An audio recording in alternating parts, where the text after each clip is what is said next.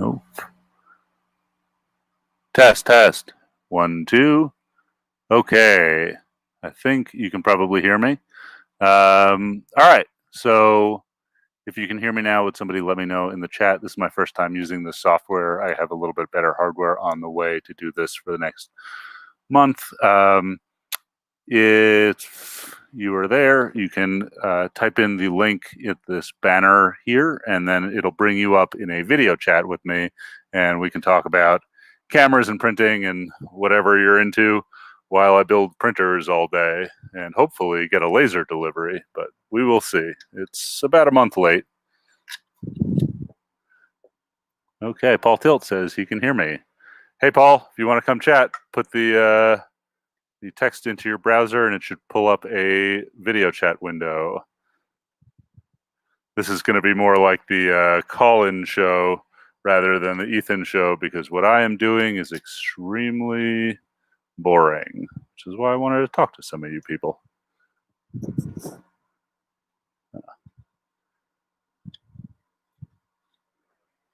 Let's see.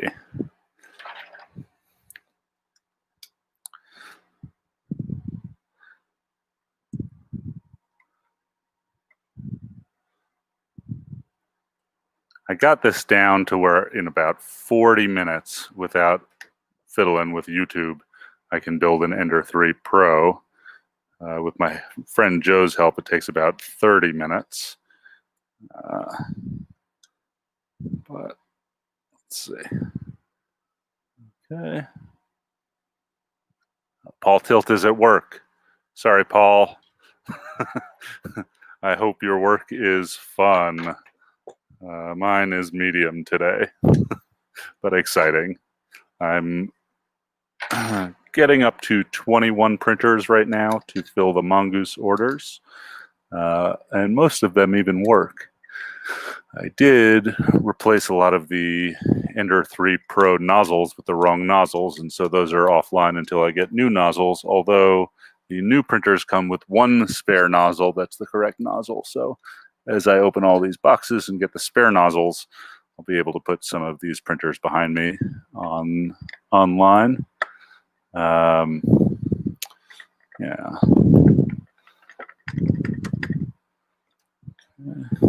Oh, that's upside down. Thinking about streaming instead of this thing. Okay, who's going to come talk to me? Oh, it's my dad.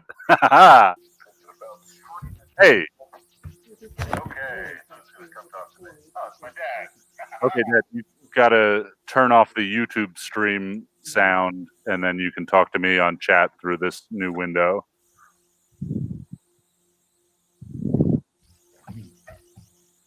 Can you hear me? Yeah. Okay. Hey, how are you? We're live. I turned the sound off on the phone, so it looks like everything's okay. Yes. But in other words, this was a test, so I could do it now on my phone if I wanted. And theoretically, it would work on the phone just the same way. Yeah, so long as you're not playing the live stream, which has some latency and will cause echoes and delay, we can chat while I build printers. So this is superior to the other one, the one I was on first, the live chat? Yeah, because I can see you and talk to you rather than just you texting in the chat, which is relatively one way. Can you move your head a little over to your right? Just take it off. There we go. Backwards. It's so confusing. Uh-huh. I'm not ready for my audition, Mr. DeMille. So it's fine, you're hired. Are we the only ones online now? No, there's maybe a couple of people watching. I only see you and me. Oh yeah, I mean, there's nobody else coming to talk to us. It looks like there's Paul, who has and Nicole, who are both at work and can't just come hang out willy-nilly like the rest of us. So on the StreamYard.com/JWKFF. Yeah. Are we the only ones on that? Yes, we are the only ones in the chat live. And how about the live stream? The live stream is broadcast to YouTube. Oh, so who knows who's? Yeah. Well, okay. I'm still on that, so I'm broadcasting to YouTube right now. Correct. Well, you're video chatting to me, and then I am broadcasting you to YouTube through some server somewhere.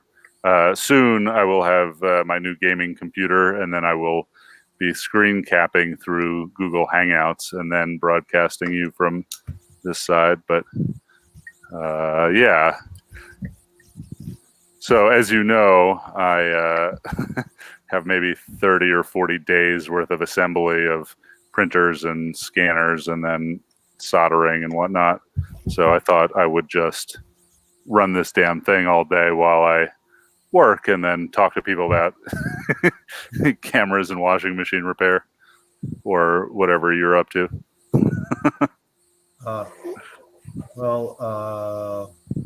Yeah, I have some errands to do today, so I will not be. You don't want to watch me build printers all day? Well,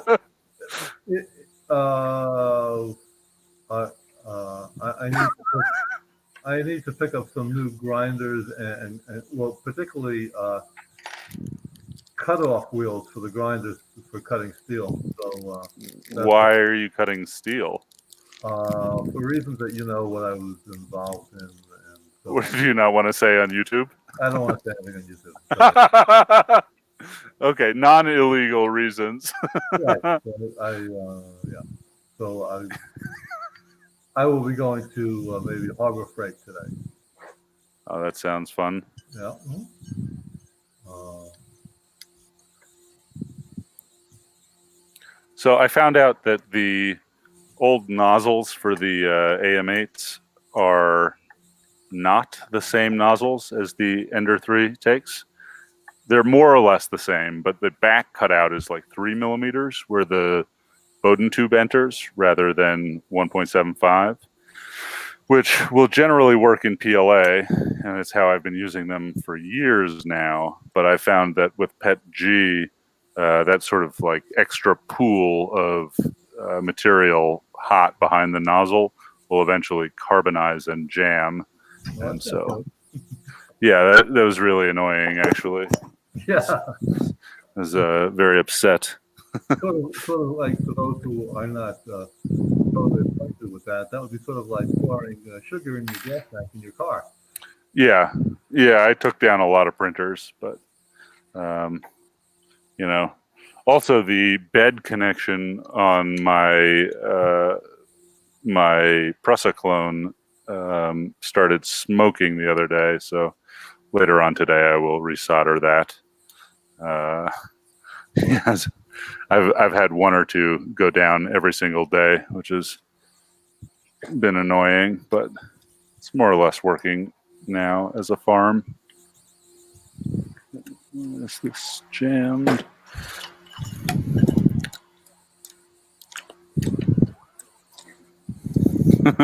My bed has detents. I don't know if you can see this. Click, click. That ain't right. What is going on here?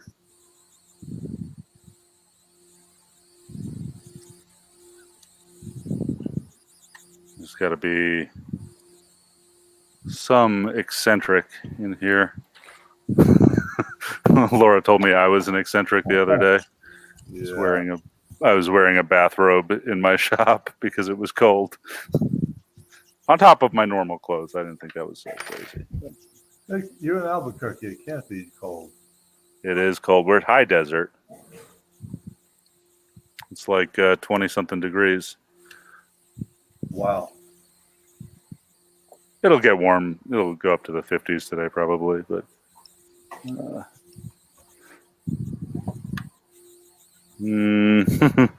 this is not correct. The bed should not have detents on it. Are you going to work today? I'm at work. Oh, right.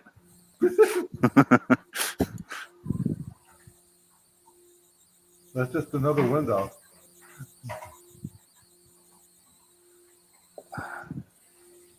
This is something. I've not had this problem before. Usually, right out of the box, they're plenty crooked, but they don't jam up. Probably should have fixed this before I started building the printer. Did not notice it.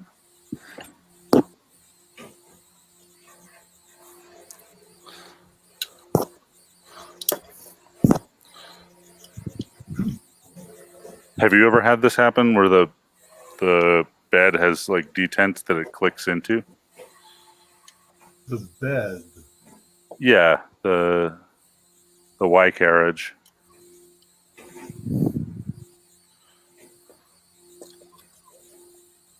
Okay, so I've loosened the belt. It is not the belt. So like the rod. It's just the rod. So Yeah, well, so this rides on a 40 by 40 aluminum extrusion, but it's like clicking into stops. Well, when you feel it, are there nicks in the bed? No, there. So this is what I was looking is I detensioned the Y carriage belt right. tensioner, so I know that it's not motor or tensioner related. Right. And the rail is perfectly smooth, which means that there's either a detent in one of these bearings or one of the eccentrics is way too tight, I think, and it's like flexing the shaft that the rail riding bearing is on. loosen them up, see if I can get it still to be snug, but I don't really want it to like pop and lock into place. No. It'd be bad. It would be good at printing straight lines in one direction. Hmm. Still, this might have to come off. Well, never having built an ender, I've never had that issue. Well, so this is 3, 6, 7.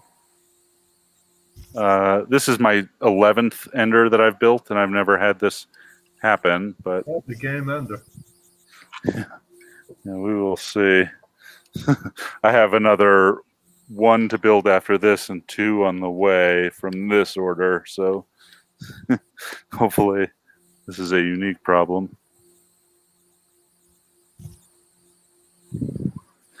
Yeah. Okay. Well, I'm gonna just pull this whole bed off.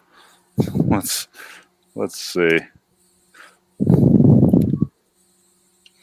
Can't really get at the nuts here.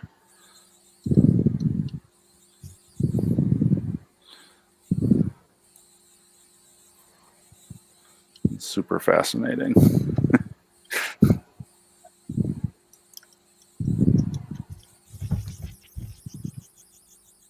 So I'm looking at on my PC an equal sized window of you and of me. I don't want to see me, it's pointless.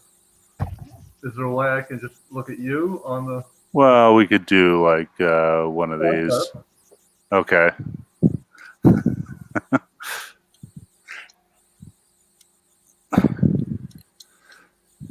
I found a Twitch channel the other day where a guy dresses up as a gecko and takes call-in calls as if he were a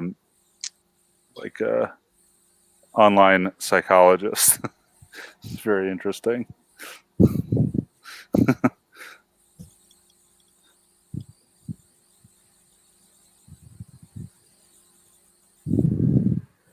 Oh, so I'm sorry. So the laser is supposed to come today? The laser was supposed to come yesterday. My buddy Joe came over to. It was always supposed to come yesterday for the last 2 months. Okay. No, it was supposed to come on the 5th, and then it was supposed to come yesterday, actually from UPS rather than the shysters who sold me the thing. And then it's UPS told me either today or tomorrow, and that I would get a call when they're going to deliver. So Joe had to go home, but he lent me a car jack. So now I have 2 hydraulic jacks to depalletize or decrate the thing. I'll come over with my engine hoist. Yeah, I might have to go disassemble an engine hoist actually, and bring it here. And yeah, we have one at QLab that's like way bigger than a normal engine hoist. I was thinking, maybe I would use that thing to pick it up, but how much does this thing weigh? it weighs 1,200 pounds. So That's probably more than my yeah, CNC mill weighs. So you can. by far. My engine hoist, which could lift, 2,000 pounds or whatever, depending upon wear on the arm, probably. So maybe mine wouldn't be able to lift such a heavy weight up that high. I had no problem using it to lift my CNC mill off the table, but maybe my mill only weighs 600 pounds. Yeah, probably. Right. I mean, this thing is the size of a car, so I think. Well, I don't see how you would lift that with. Well, so at QLab we have a giant engine hoist. That's No. You would use car jacks. I mean, where were you going to lift it? You weren't going to put it on top of a table with those. No, but so it comes in a crate, and the crate is like 8 by 8 feet or whatever, by maybe 5 feet tall. And so you break the sides off the crate, and then you jack it up because it's sitting on foam. Or as I've seen them in the past, they've been sitting on foam. I'm like a little apprehensive to see how this thing is packed. But then you pick it up, you remove the foam, and then you put it back down. Okay. Really, I need a forklift. It's not going up anywhere. Okay. All right. So obviously, when you get this thing, you're doing you're keeping a video camera on the whole time, recording everything as you depalletize this thing. Because if this thing took a month to get to you, Yeah. Well, no, it actually only took 5 days to get to me. It took them. So I bought it from a company in the States, and I paid about $1,000 extra to get uh-huh, it quickly. yeah, But what they didn't tell me is they were just ordering it from a company in China. So it had to yeah. go through port shipping, but then they got it up and running in California and shipped it to me last week. And then it went UPS freight, which is annoying because it's not like, one long haul truck to me. It's LTL. So um, it went through at least 3 stages, if not, 5 or 6 stages. So anyway, you want to take pictures up to wazoo and video. So if there's anything wrong with this thing, you have good standing. Yeah. Yeah, I know. Yeah. I'm sure there will be some things wrong with it. This ain't cheap. No. And it's been through too much I wouldn't be, I'd be a little nervous about what the outcome's going to be. Yes, I'm very nervous about whether it's going to work or not. And, not if something's going to be broken, is like, what is going to be broken? And can I fix it? I can't fix a cracked tube, but we will see.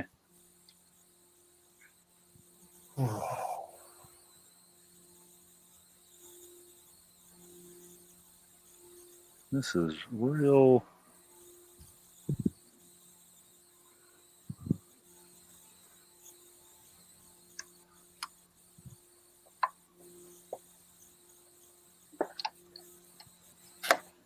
Here we go. Okay. Okay, we're getting close here. So all that came pre-assembled. Yes, and now I am deassembling it. Okay, so all of the bearings are smooth, which means that one of the eccentrics is too eccentric, and it's just like cocked to the side. So, What eccentric are you talking about here? Okay, on this Oh, plate, there's 4 bearings. Through eccentric? Yeah, these guys are eccentric, and Right. so actually, I got it now. I didn't know what. yeah. All right.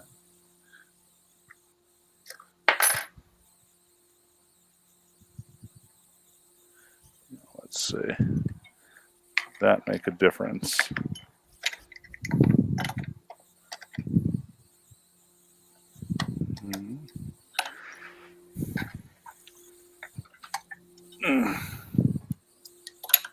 Man, I thought I would be able to do this thing in 30 minutes, but it's going to take an hour. Well, now you're doing a repair on Yes. On a failure, quality failure of their printer. Yes. Whatever those things are called, I forget the brand. Creality Ender 3 Pro. Yep. So it's how to what happens when they ship you a bad one? Yeah, which is kind of often. Does that box look like it had ever been opened or anything like that? Yeah, no, it's brand new. The thing is, like, it requires adjustment, and the adjustment at the factory is sometimes pretty garbagey. Well, that's a total failure. Yeah. In fact, the Z-axis or the gantry frame I have found is like often really cockeyed. So I have figured out a point in which in the assembly I can unloosen or untighten 12 bolts and then put it on my machinist table, which is actually the concrete floor in the shop, lay down, put a little weight on it to preload everything, and then tighten the screws and get it perfectly flat. But it is certainly a pain.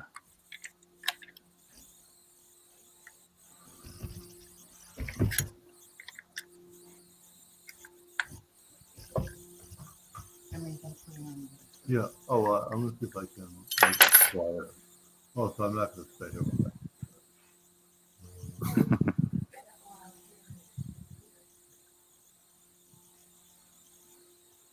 See if I can feel which bearing is clicking.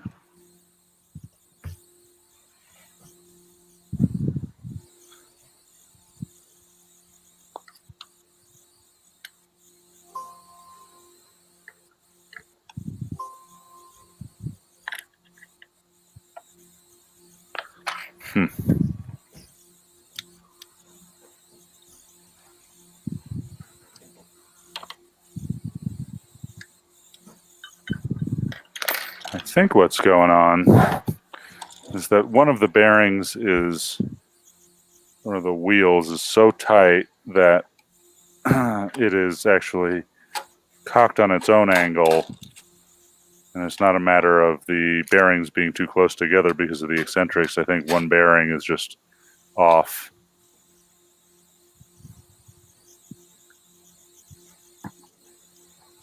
So what holds the bearings in there? They're on a screw and then a shaft, two of which are eccentric shafts. And then there's a nylock nut on the back side. Show me the bearing. So it's a bearing inside of a little rubber wheel. I think it's like a 608 or something. Oh.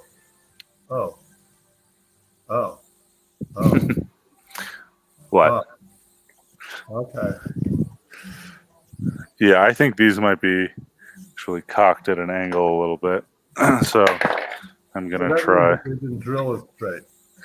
Yeah, or they just cross-threaded a little bit, or some gunk was under the nylock when they put it on. But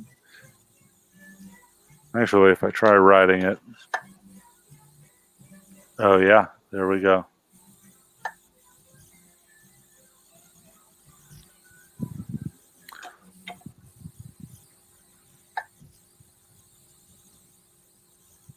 Yeah, okay. So when I take this thing and I ride it along the rail on just two of the wheels, they both ride smooth until I like cock it to an angle a little bit, like forward or back, and then it starts clicking again, which I think that means that one of these guys is not on here totally square, and I think it is this one. I feel a little play in the bearing, so let's try tightening this guy.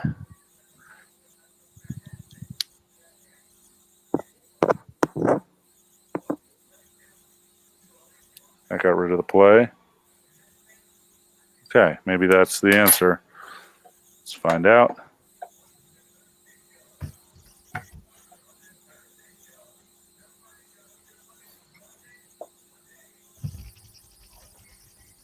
Nope. Still problematic.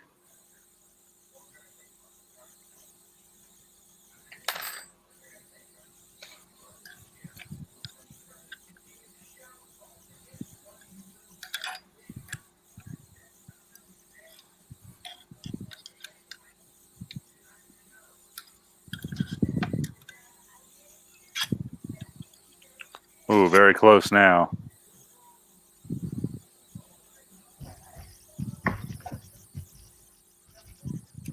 Now they are too loose. This is a real pain in the ass.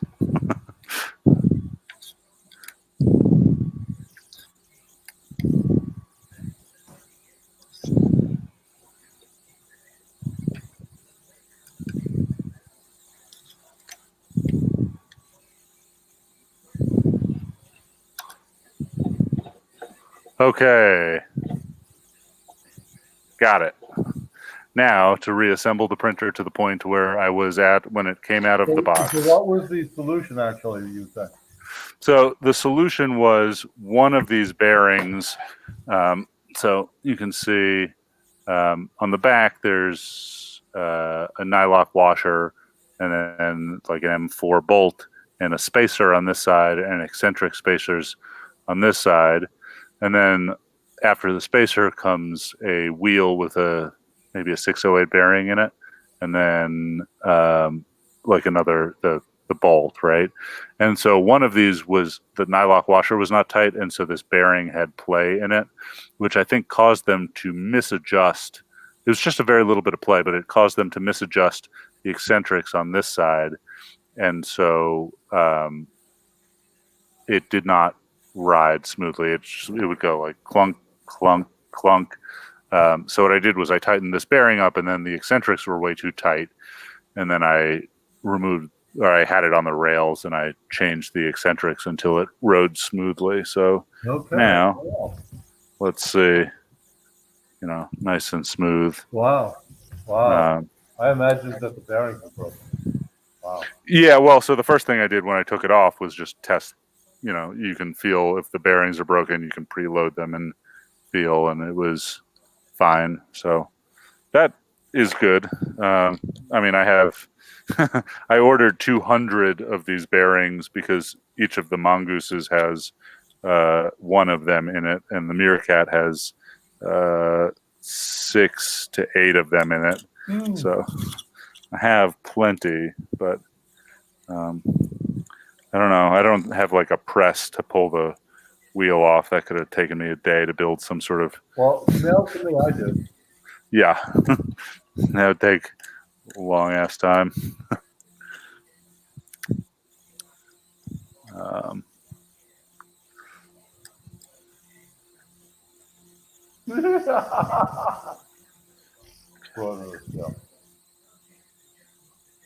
Like that. Okay.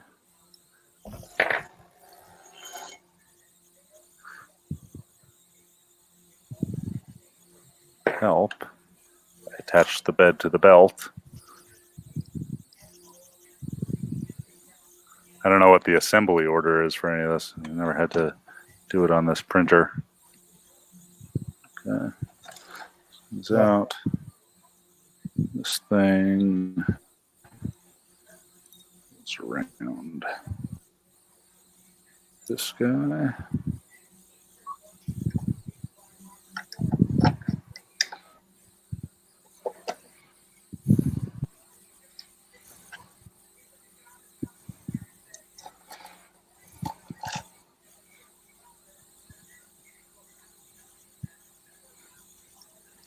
Okay.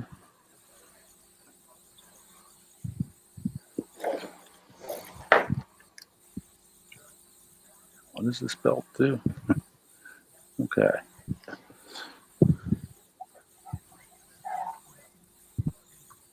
All right. Now, put the belt tensioner back on.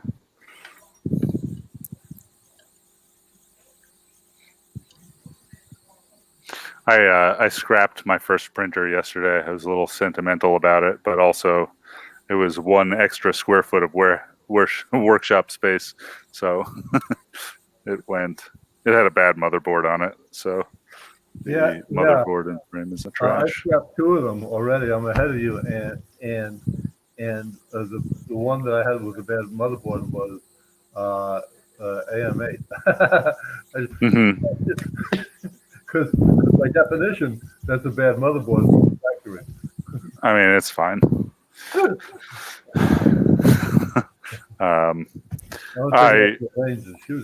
I am really not a fan of the ENC Rambo on the Prusos.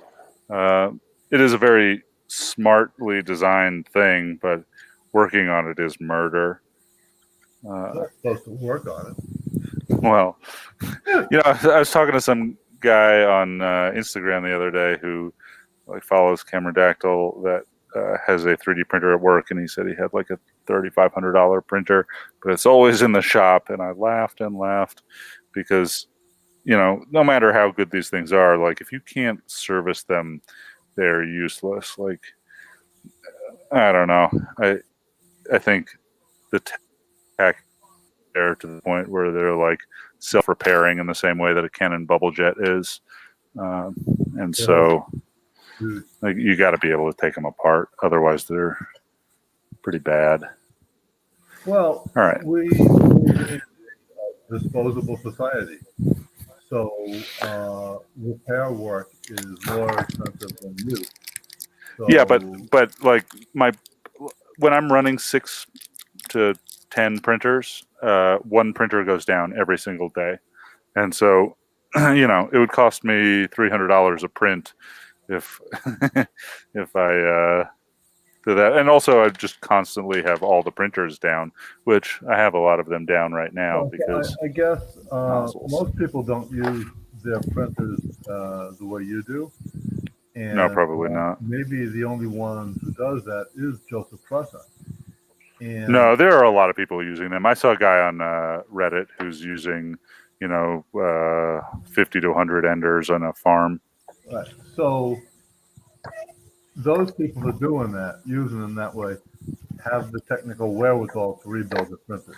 Well, but like, I don't think it's that, like this guy I was talking to, I don't think that he didn't have technical wherewithal. I think that printer was just not built to be serviced in a way that's way worse even than the Prusa isn't built to be Well, the serviced. thing about the Pressa is it's a great printer, and you might have an issue with it because you use them a lot, and if the printer has to be serviced, it's a pain in the ass. But Yeah. Joseph Pressa was able to make a sub-$1,000 printer that's better than a $10,000 printer was 5 years ago. Oh yeah. I mean, it is a fantastic printer, but it's just like when it goes down, it's not fun. Also, Yeah.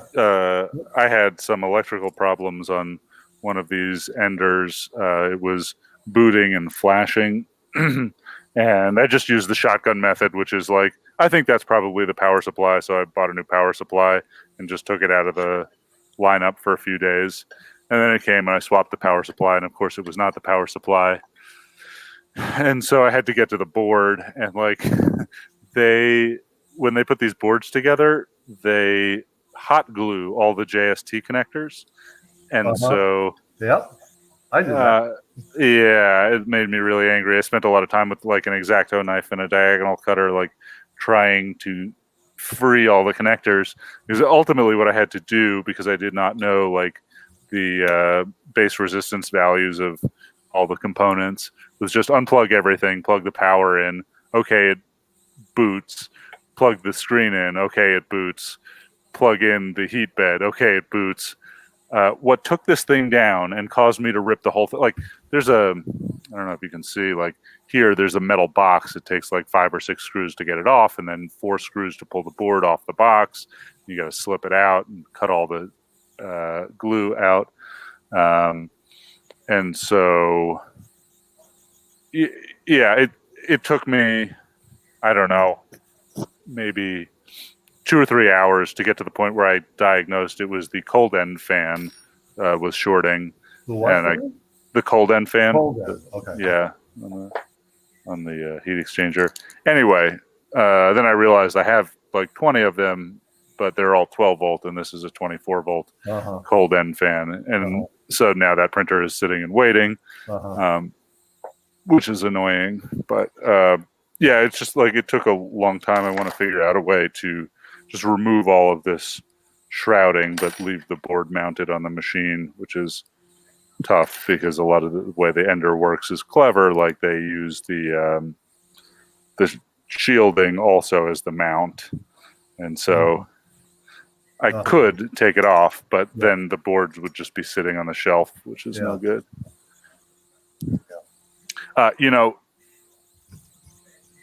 I was pissed because it took me so long to diagnose and fix, and now I have to wait a couple days for some more $1 fans. However, I once shorted the cold end fan on a A8, and the whole thing went up in smoke, almost burned the house down. I shut it off quickly. And so like the power supply recognizing that there's a short and shutting itself off digitally was actually not that bad. No, that's a lot better. Yeah. 16. Let's forget.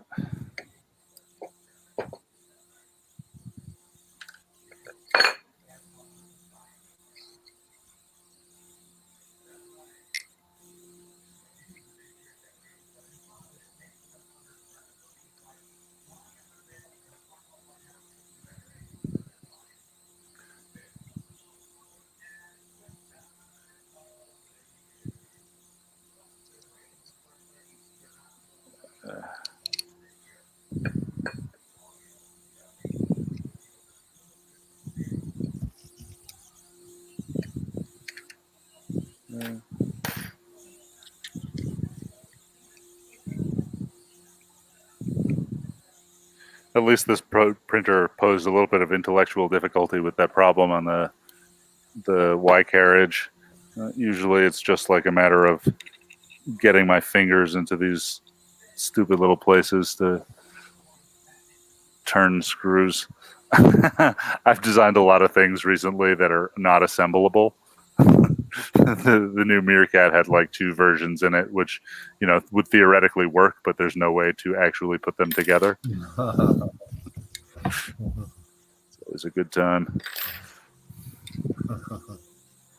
Yeah, that's a tricky business. Yeah, you can assemble anything you want in CAD. You just turn off the shell. Minds than yours have built automobiles. Chrysler, well, you have to remove the engine, or at least jack it up with the hydraulic jack from the ground, so that you could change the spark plug.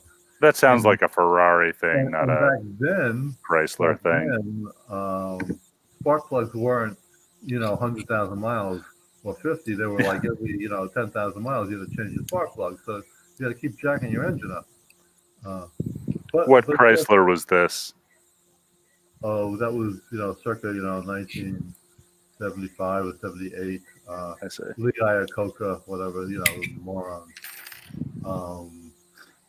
You were not a Lee Iacocca fan? Well, Lee Coca-Cola. Anyway, but not to be beaten. Cadillac now puts their starter motors inside the block, inside the engine. What? So really. Why would they do that? To be sure that it will cost you at least $10,000 to fix your starter motor. That's wild. On the Jeep, you can swap a starter with removing 0 extra parts besides the starter parts. Yeah, my new best friend, Mark, I think is his name, lives on my new best friend, I think I know his name. I met him once. He lives on the block behind us by the park. Mark on the park. And he bought this old Beamer that was sitting in somebody's backyard for 20 years, and they got tired of it. They sold it to a neighbor, and the neighbor bought it and parked in front of his house. And it sat there for a long time. He said, I'll buy that. So he bought it and pulled the engine, got a new engine. It had been seized. Right? Someone ran the engine without cooling, so, engine was no good. Yeah, so, sounds fun. But the gas sitting in the tank is 20 years old. So I said, well, best thing is just pull the tank. He said, well, to do that, he has to remove the rear axle of the car. That's great. You like that, huh? Yeah. Yeah. Yeah. I still think it's probably worth like $100 for removing the axle. That's like $2,000. I think it's probably still worth pulling the tank. Oh my God. I mean, like how clean can you get it? I don't know.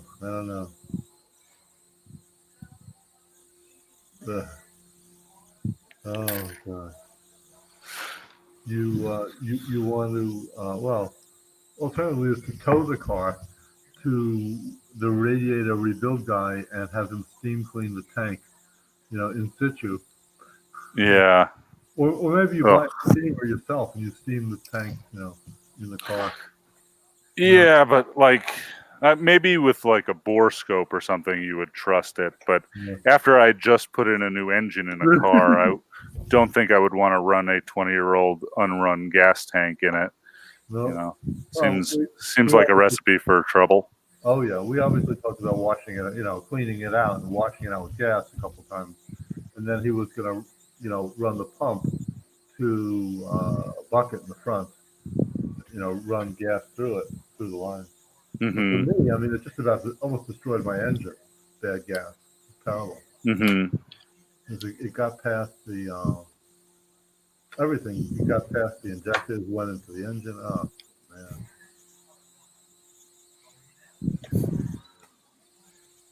Okay.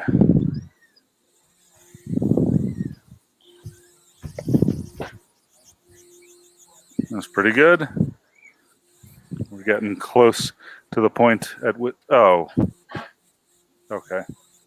I can do this while it's on the machine. I forgot to put on the X-axis belt we were talking about. Bad gas.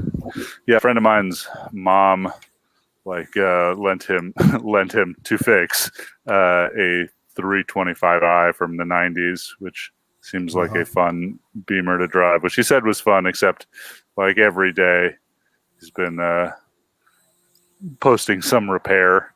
He's like under it constantly. That is not a car you can get under without jacking up. Seems unpleasant. My best friend Mark, who I met once, he could drive up on jacks in the driveway.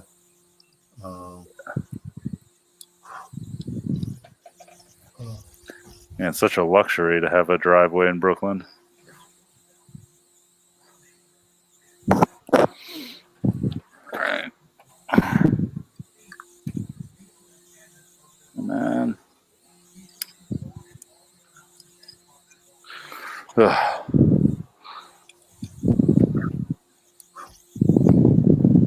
So I did find, after I had ground the chisel all crazy in like a half hour because I couldn't get it straight, it turns out I had from Veritas, I also had something I'd never used, the mount for the grinder. I had used the roller one for the Homestone. That worked perfectly. Just that took me 2 hours to sit there by hand. But anyway, so I found the one for the grinder and I set it up. I have to take the grinder outside, but it should give a very nice grind to chisel.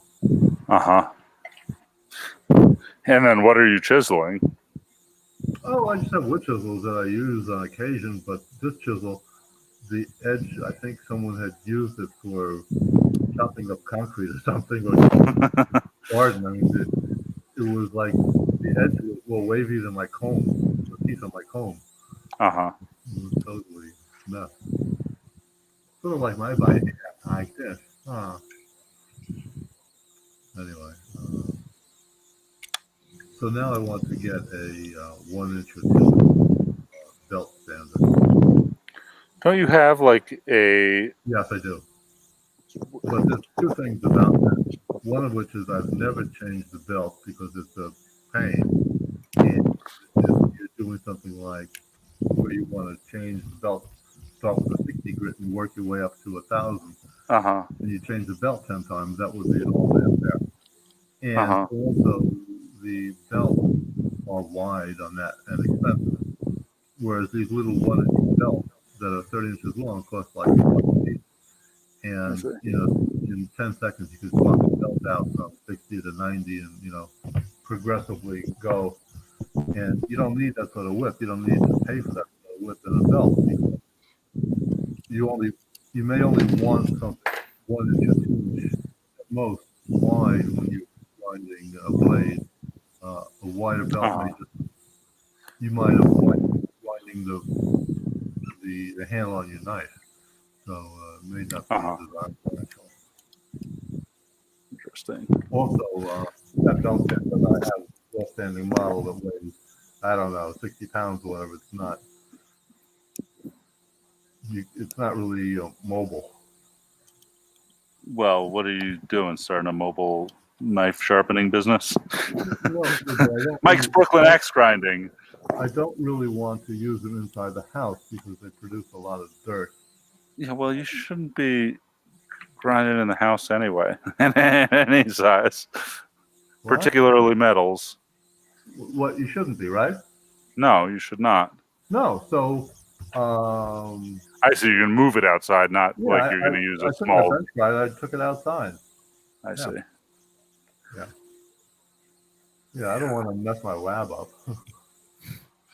Okay, that makes slightly more sense, I guess. Yeah.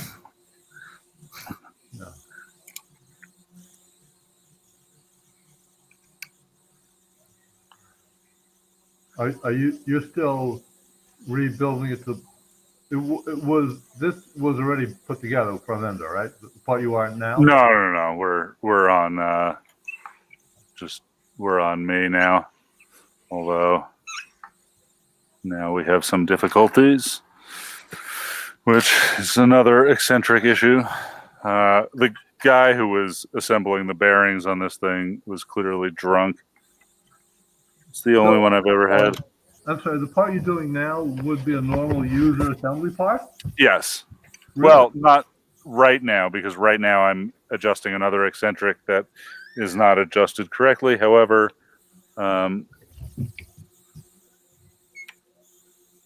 So there was some assembly of this that a user normally has to do.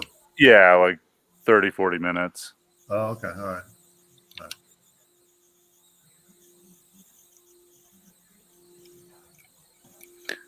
But it comes in like modules rather than. Yeah, but so all the enders then have to be assembled.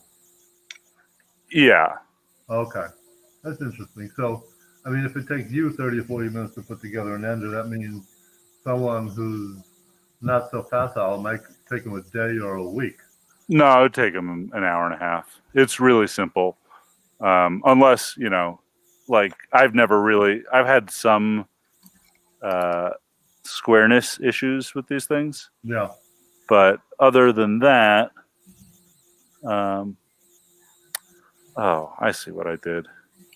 It's jamming, not because of the eccentrics. I actually made a boo-boo. Okay. Coming off.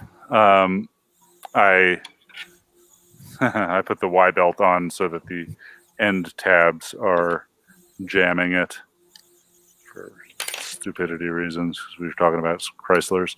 Yeah, so the enders have like literal Lego instructions to put them together. I think the first one I did maybe in an hour and a half, 2 hours. And usually they'll take me 40 minutes to do. But this one's going to take me well over an hour. Oh. Oh. Here. Big fly too? Was that a joke? I don't know, I can't hear them. I haven't heard anything.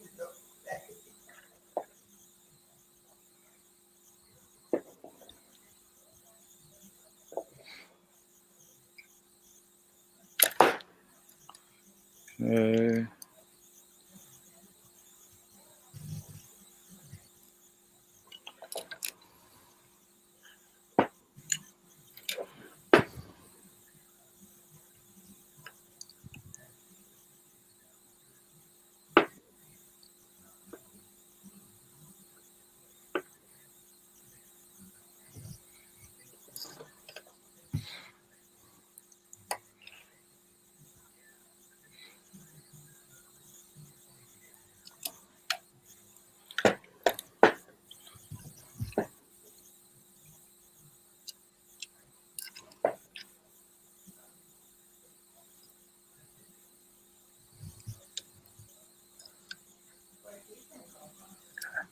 Yeah.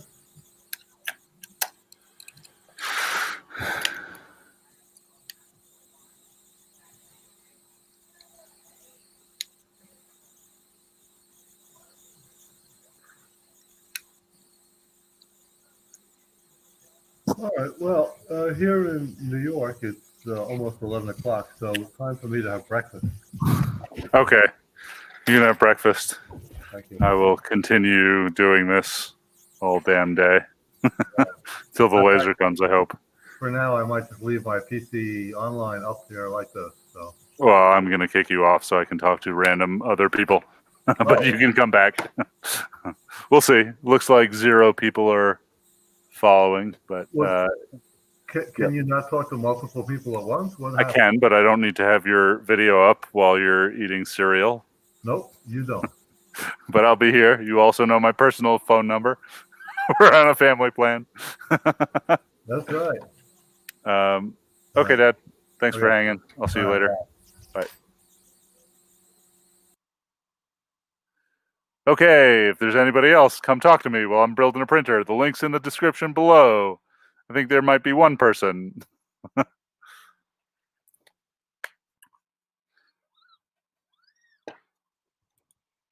X and Y axes work.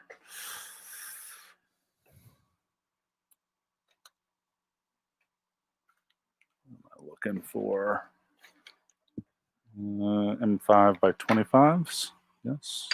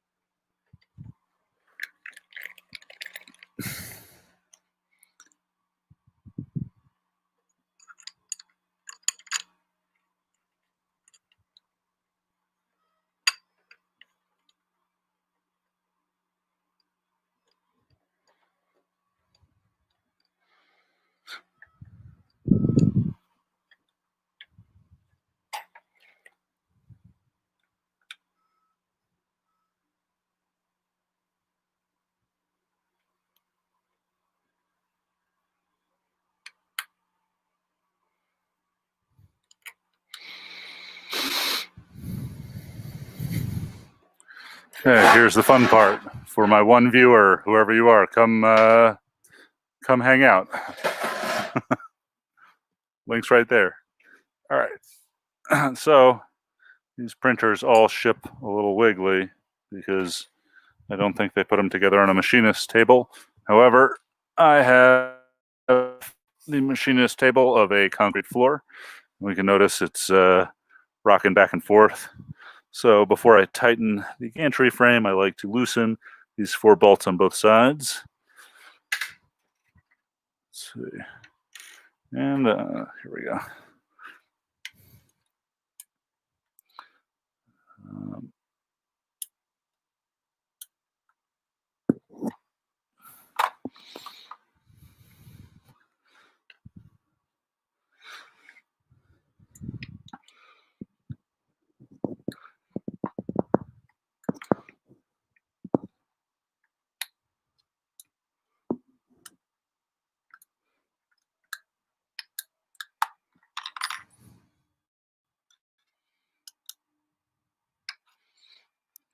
Those are all cracked. Spin them off a little bit.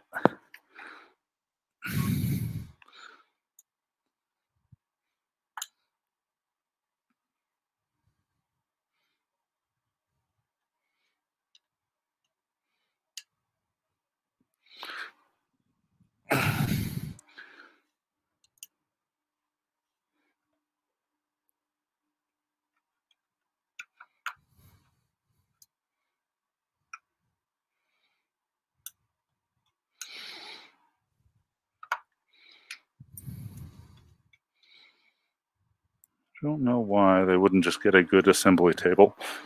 However, make this relatively unwiggly.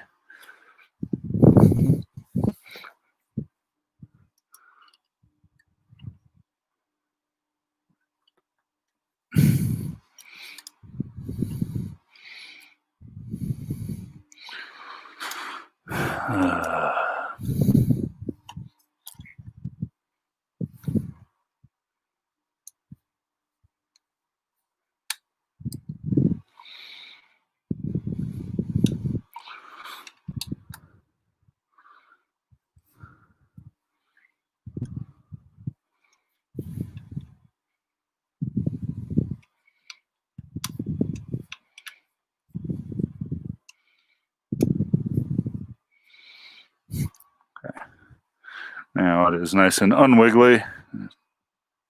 Tighten the top of the gantry frame. I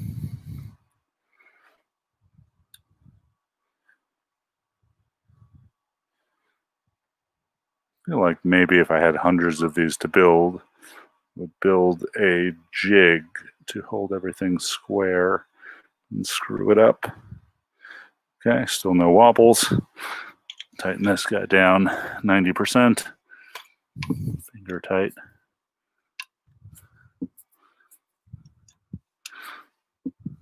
I'll do this side.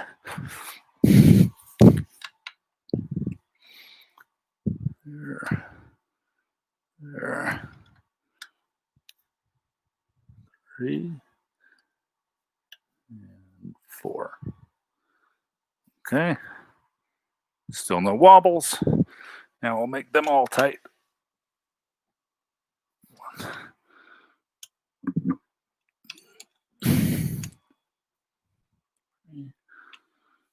and 4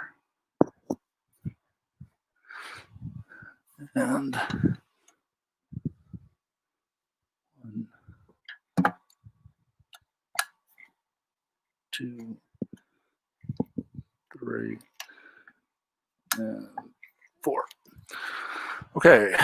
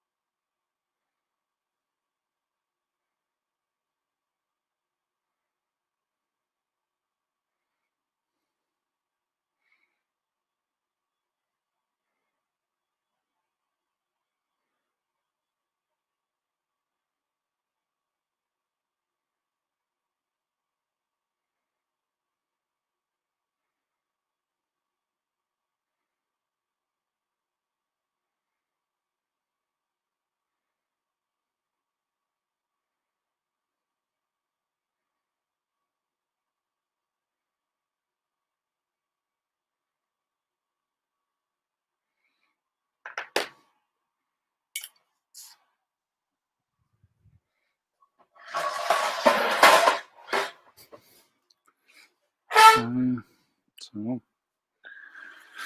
now we plug the wires in.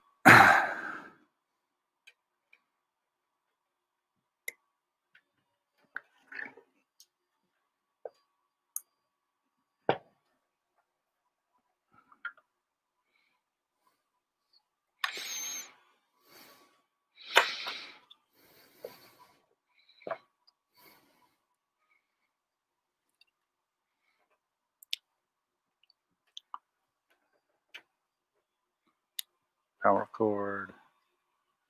And what do we got? Z motor.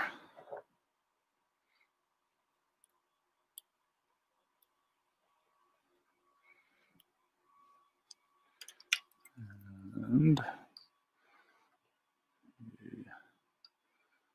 extruder motor.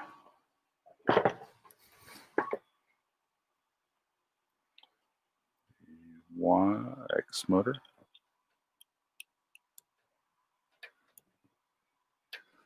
And the X end stop, which I can never get my fingers in there.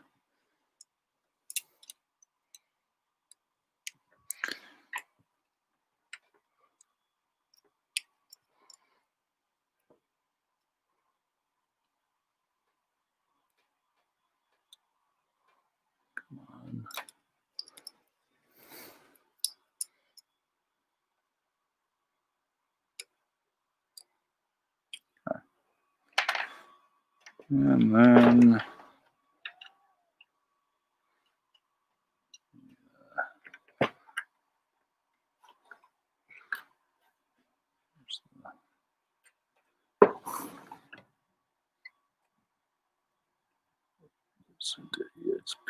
EXP3.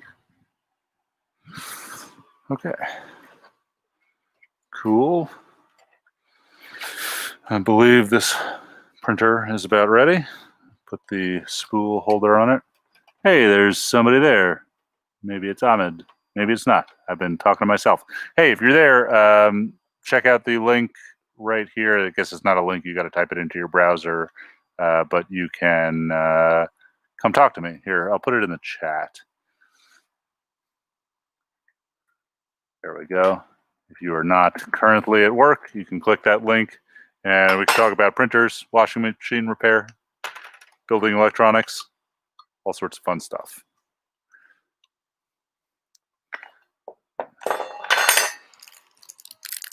Got a few more printers to build.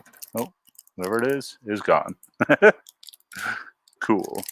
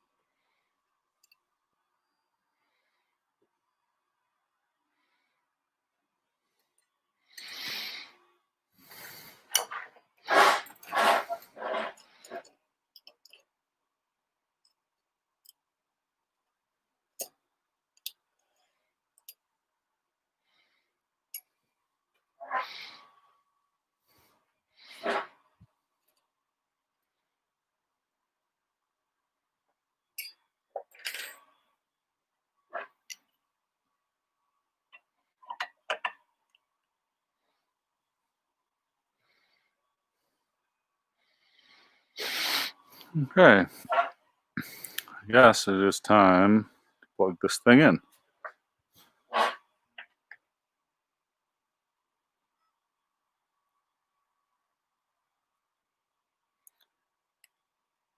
Move over here to what would be my normal workbench, which is now my printer test bench. Plug in the power cord. Oops. Okay, it's not going to work. There we go.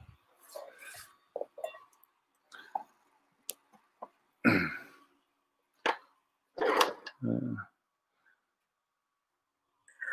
the printer.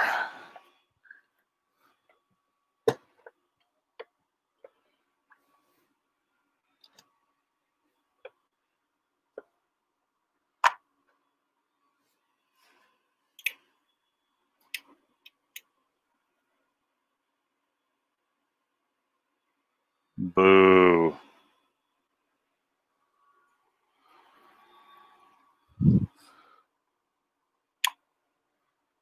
Why are you not turning on?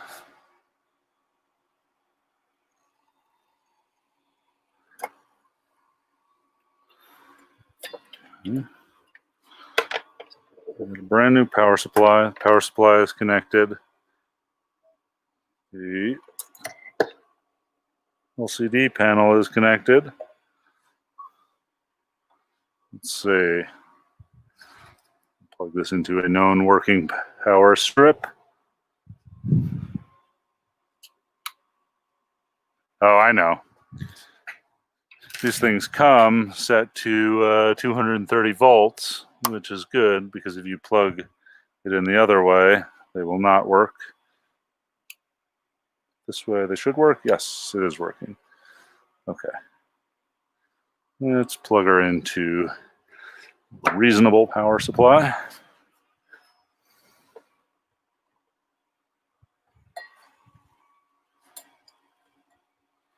This is not the eventual home of these printers, but I like to run a couple prints out where I don't have them on the rack so that we can test to make sure that they are running smoothly.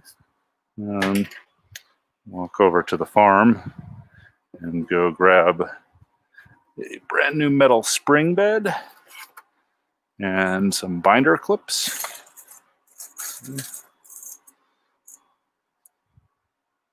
Oh, and the Aquanet.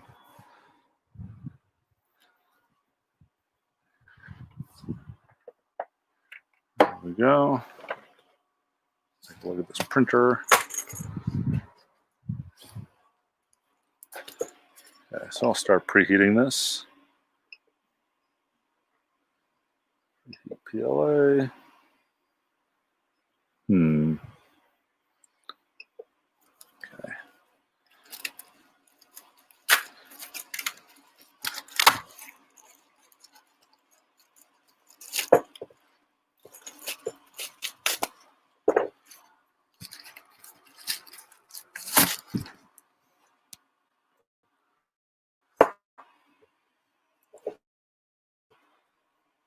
Okay, so I like these metal spring beds for these printers. Pretty good sticknicity. Also like to give them some hairspray for this thin layer underneath so that I can peel a print up without removing this PEI covering on the spring bed. And then the parts that I've been printing are big and strong, and they've been warping the spring bed away from the magnet a little bit, and so I've been clipping the ends down pretty securely. Binder clips are really good 3D printing tools. Clears. I think 6 is probably excessive, but that's what I'm going to go for.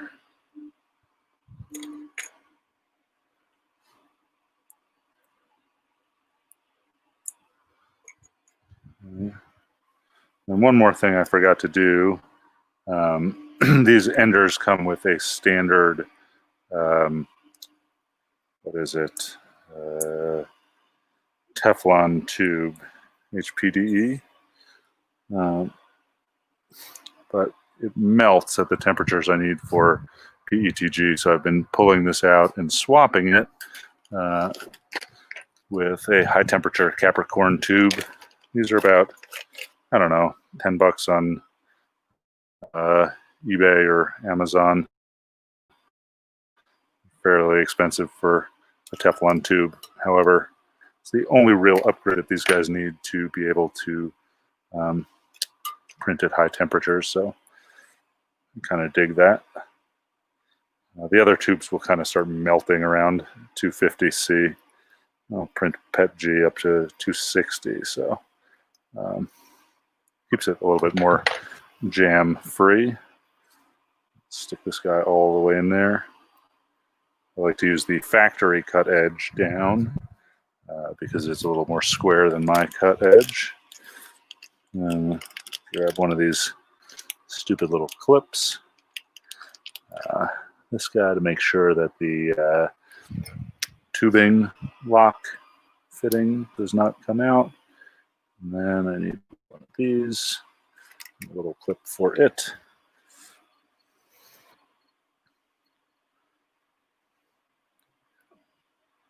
It's clean. Goes in there. Probably screw this onto the extruder first, but whatever.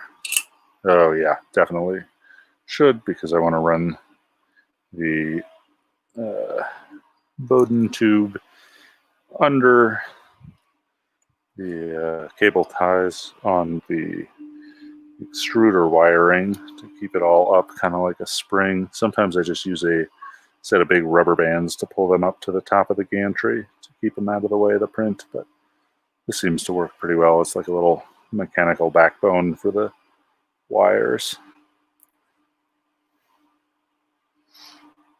I feel like most of this would be much more fun to watch as like a time lapse rather than me in real time dickering with wires and tubes and such, but there's anybody out there watching, click the link in the description or the chat or wherever, and come tell me about your day. What are you building? I bet it is more interesting. But I maybe have like 30 or 40 more days of building printers and building scanners and calibrating a laser and soldering things. Yeah, it might be fun to talk to other camera makers or photographers or washing machine repair technicians. Here, let's grab some filament. Let's see.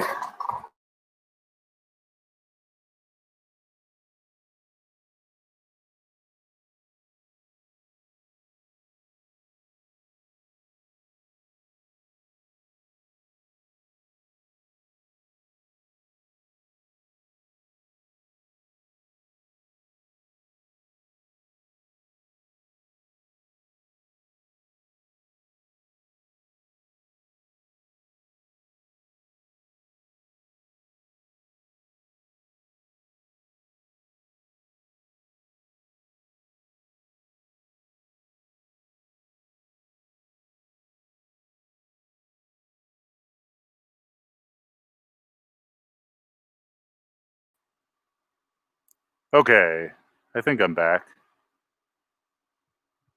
Yeah, sorry about that. For the one of you that's watching, I went to an internet dark spot, Wi-Fi dark spot in my shed. I have a long-ass cable coming and a new computer with a Ethernet jack that should make the signal a little bit better in here. The amount of recycling that I've been making is really kind of nutty. Okay, so time to load a first print. This guy, I like to cut this guy at an angle. Let's see if I can show like that. Oops. So there's a little pointy to go through the extruder. Makes things a little bit easier sometimes.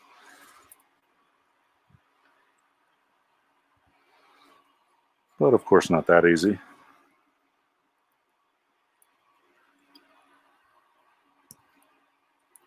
Okay, here we go. It's preheated, so we should get the nozzle to ooze just a little bit to make sure that the filament is butted up inside the heat block. There we go. Okay, so now I got to find the CF card reader that came with this. The SD card reader shows how old I am. Put a file on it. I'm going to make a mongoose body, I believe. That's the most difficult print. It's a good test print to start with. If that works, great. I'll throw it on the rack. If it does not work, I will... What will I do? I will print simpler prints and figure out what is going wrong with it. I think this should work.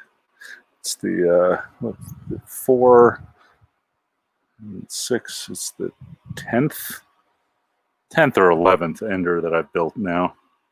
Usually not too many problems with them, but occasionally I mess something up or I get something a little wonky from the factory.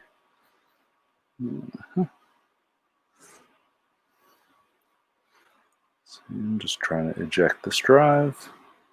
Okay, now I have my SD card. Let's go run a print. I'll get this guy started and then maybe we can watch it for a little bit.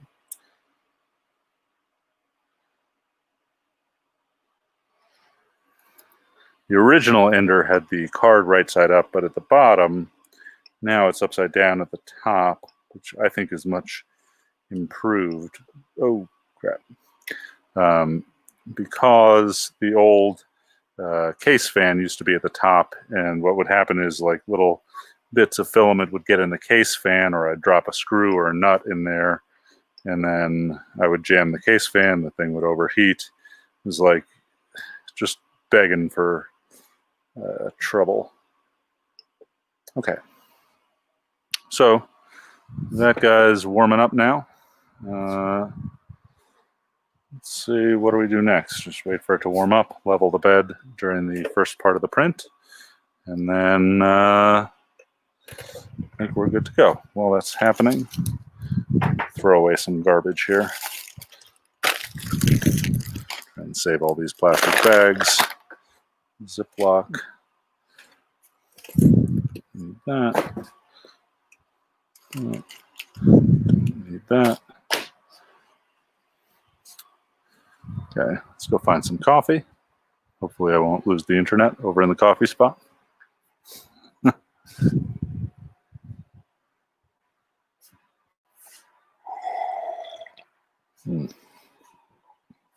Very cold. Uh-oh. I got a problem printing over here. Let's take a look, see what happened.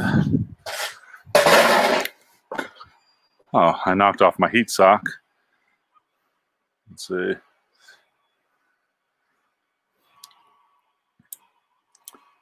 Heat sock looks okay, salvageable. The print, it's actually doing okay, but will probably need to be restarted. Keep an eye on that.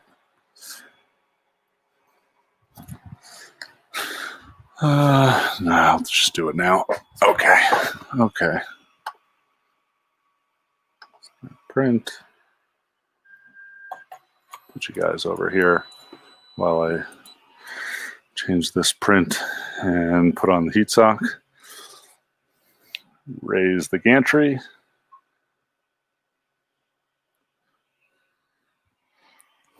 Get the grease off my hands. Carefully try and reinstall the sock without burning my fingers. Probably burn my fingers a little bit. Let's see. Come on. Trying not to touch a nozzle because it's very hot, but it's also very small. That looks good. Okay.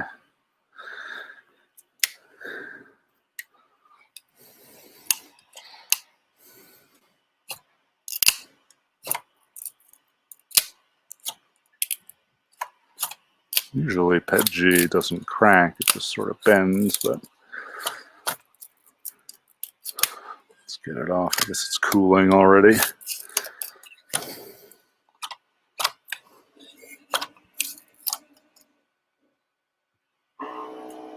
Oop, that's not good sound.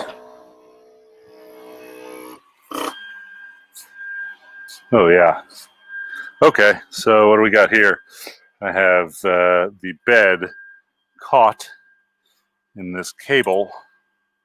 There we go, which was not allowing the X or Y axes, both jammed in cables. That's a dummy mistake. Okay, and flip this. Should be out of the way. All right, so I'm going to use the old rubber band trick. Put this rubber band loop over here, and then temporarily remove that guy. Drop that here. That should keep. I don't love that. Let's just do the wire, not the Bowden tube. Okay. Okay, rubber band around and through itself. Over here, and around this guy. Now it's up out of the way. All right, so this should be ready to print in a minute, and then we'll get back to fixing that other guy. Oh, let's see. Yan De Jong, I hope I'm saying that right. Just adding you as a colleague in my lonely home office for a moment. Impressive print operation. Hey, Jan, thanks. Hey, if you're around and you want to chat, you can type the link in and come tell me about your day. But most people are probably working right now. I'm ostensibly working, a little bit slower than most people. My print operation is medium. You know, I think there's a lot of people with a few hundred printers. I should be going up to 21 this week. 21 running and a couple in storage or broken in the printer graveyard that I keep for parts. But I think New Mexico is so small. I may be the second largest print farm in New Mexico. Certainly the ones that I know about. However, there could be some really major print farms that I don't know. I think the guy that makes the OtterBox production runs is an injection molder here who I've heard has about 100, 150 printers last I heard for just prototyping and such. But I don't think I'll ever be that big. I would like to do some more injection molding one day. So what I'm doing now is just leveling these beds as the first print prints to get it going, just because it's a new printer. Should hold pretty well until I experience problems. It's looking pretty good. A little stringy.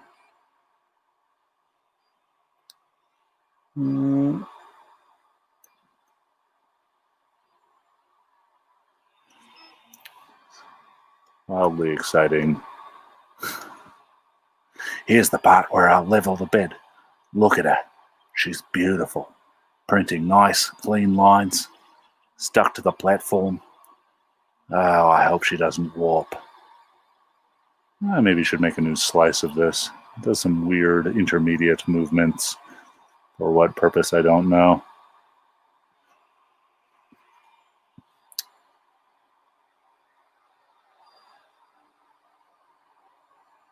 So a lot of people will use like the paper under the nozzle trick, or, you know, with the Brissos, I've got to calibrate the Pinda sensor quite often. I have found over the years that I can see layer height. I know the shape of the bead, and so, I mean, at least on the first layer, right? So I've found it easiest to just print one print when I start and just level by eye. It's been pretty good. It's less that I can see the difference between 0.3 and 0.4 millimeters in like absolute height, but the shape of the bead, right, should be a semicircle rather than a full circular cross section sitting across the top of the bed, or you know, just a totally flat mushed piece.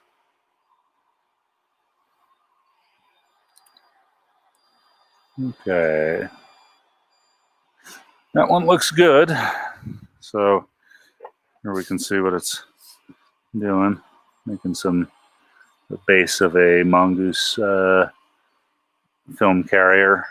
This will become one of these later, and will become one of these later, and hopefully will not become one of these that needs to be scraped off the bed, but we will do that. Reprint something here. Got a lot of stringiness, and did not like when the heat sock fell off. I'm printing kind of near the thermal capacity of these hot ends, and so really got to have a sock on them to keep them warm so that they can continue flowing nicely through the nozzle.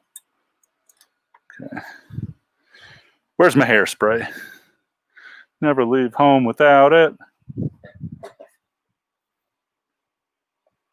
Okay.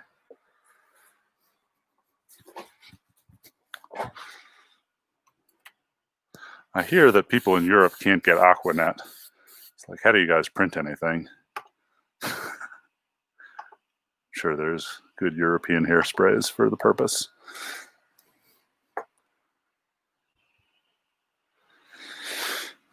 Okay, restart these ones. The rest of these printers need some new nozzles, which maybe I will do later, but been a little lazy today.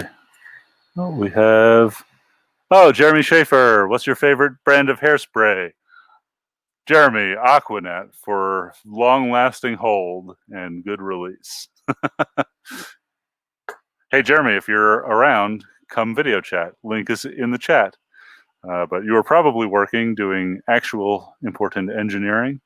I am going to spend the next like 40 days chilling on YouTube, making printers and making parts. Let's see.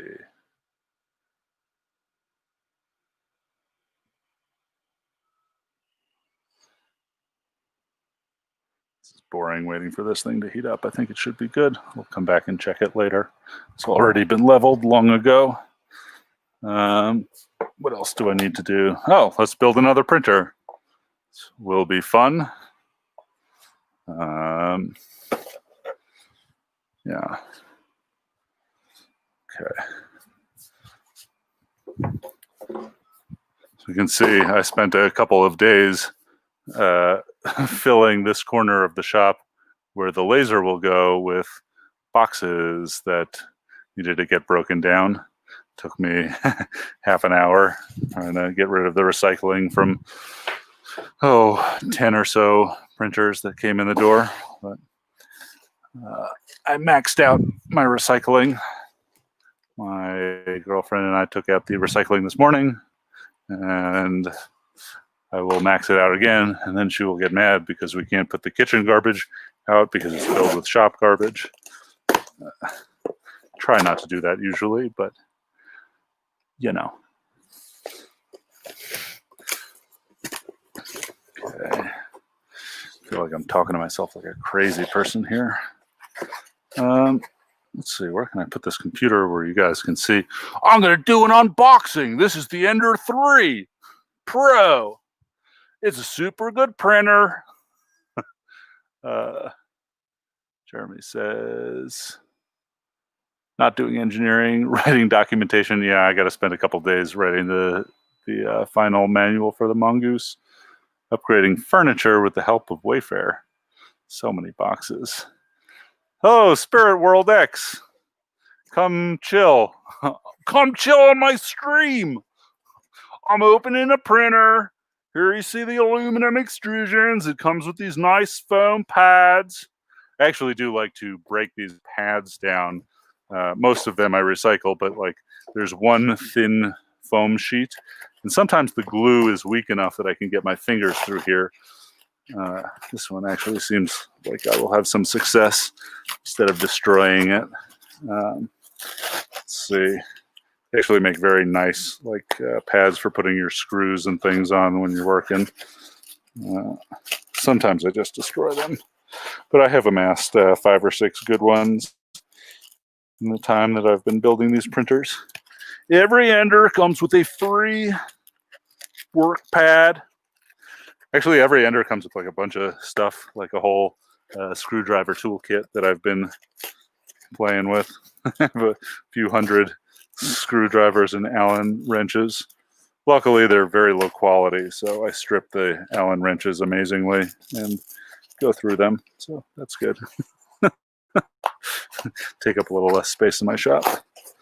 All right. Yeah, I kind of destroyed this one. Oh, it'll be a shorty.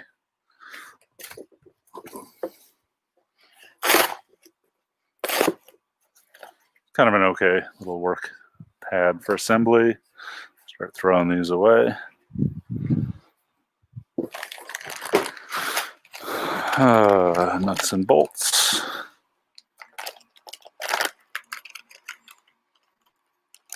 Not need these guys.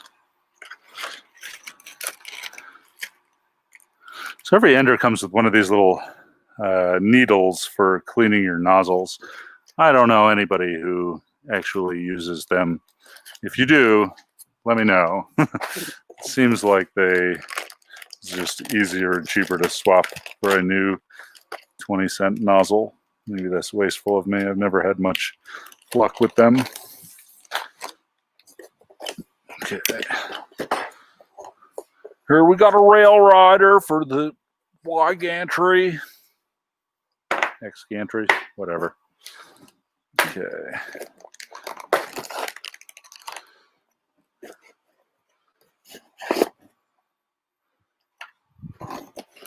The power supplies on the Ender 3 Pro are actually pretty nice. I believe they're brand name Meanwells, which work pretty well.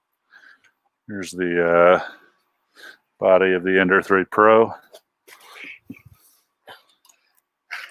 Oh yeah, this one does not have the bearing problem of the last one. That's good. Save me 20 minutes.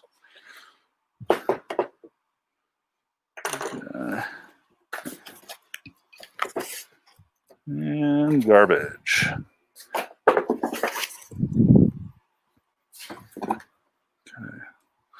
Let's go check on this print. I'll take my chair back. Yeah, looking pretty clean. Jeremy asks, how many Enders do I have running these days? Running or do I have? I accidentally swapped the nozzles on 2, 3, 4 of them with the wrong nozzles, and so I'm waiting for some new nozzles, or maybe I will cannibalize some of the extras that come in the new boxes. So 4 are temporarily down, 4 are running, 1 is for PLA and does not have a job to run right now. 1 needs a new fan and some connectors. I've been tearing one apart just about every day, and then I'm putting another one together. So, and I have 2 in the mail. So by next week or whenever they come in plus a day, I should have 13 Enders. One's an original Ender 3, and the rest are Ender 3 Pros, which are basically the same machine, but some nicer components. I like them. And then I also have 6 homemade printers and 2 presses, which I use the presses for making Mongoose parts and the homemade printers for making all of the Camerodactyl merchandise. Those are tuned pretty well for it, and I have slices in G-code for just about everything Camerodactyl sells for those printers. And then I also have a resin printer, which is currently in storage, and I don't know if you can see, I have this giant CR10 Max up there that's 20 inches cubed. Actually show you the last thing I printed with it. Was the focusing helix of an 8x10 camera. It actually wound up a little absurdly large, but it took 5 or 6 days to print. The problem is I don't really have a place to run that printer because the bed shoots out behind the actual printer. So it needs to have like a 3.5, 4 foot deep table to be able to print on it. So it has been good. Once in a while, I just pull it out and put it on the work table, or I run it on the floor if I don't have too much going on in the shop that day. But yeah, it would be nice to have more space, but I am working on it.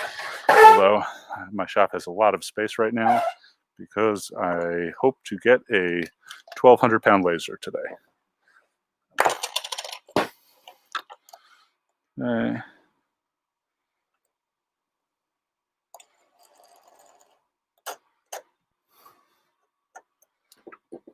Try and untangle the cords before I get going.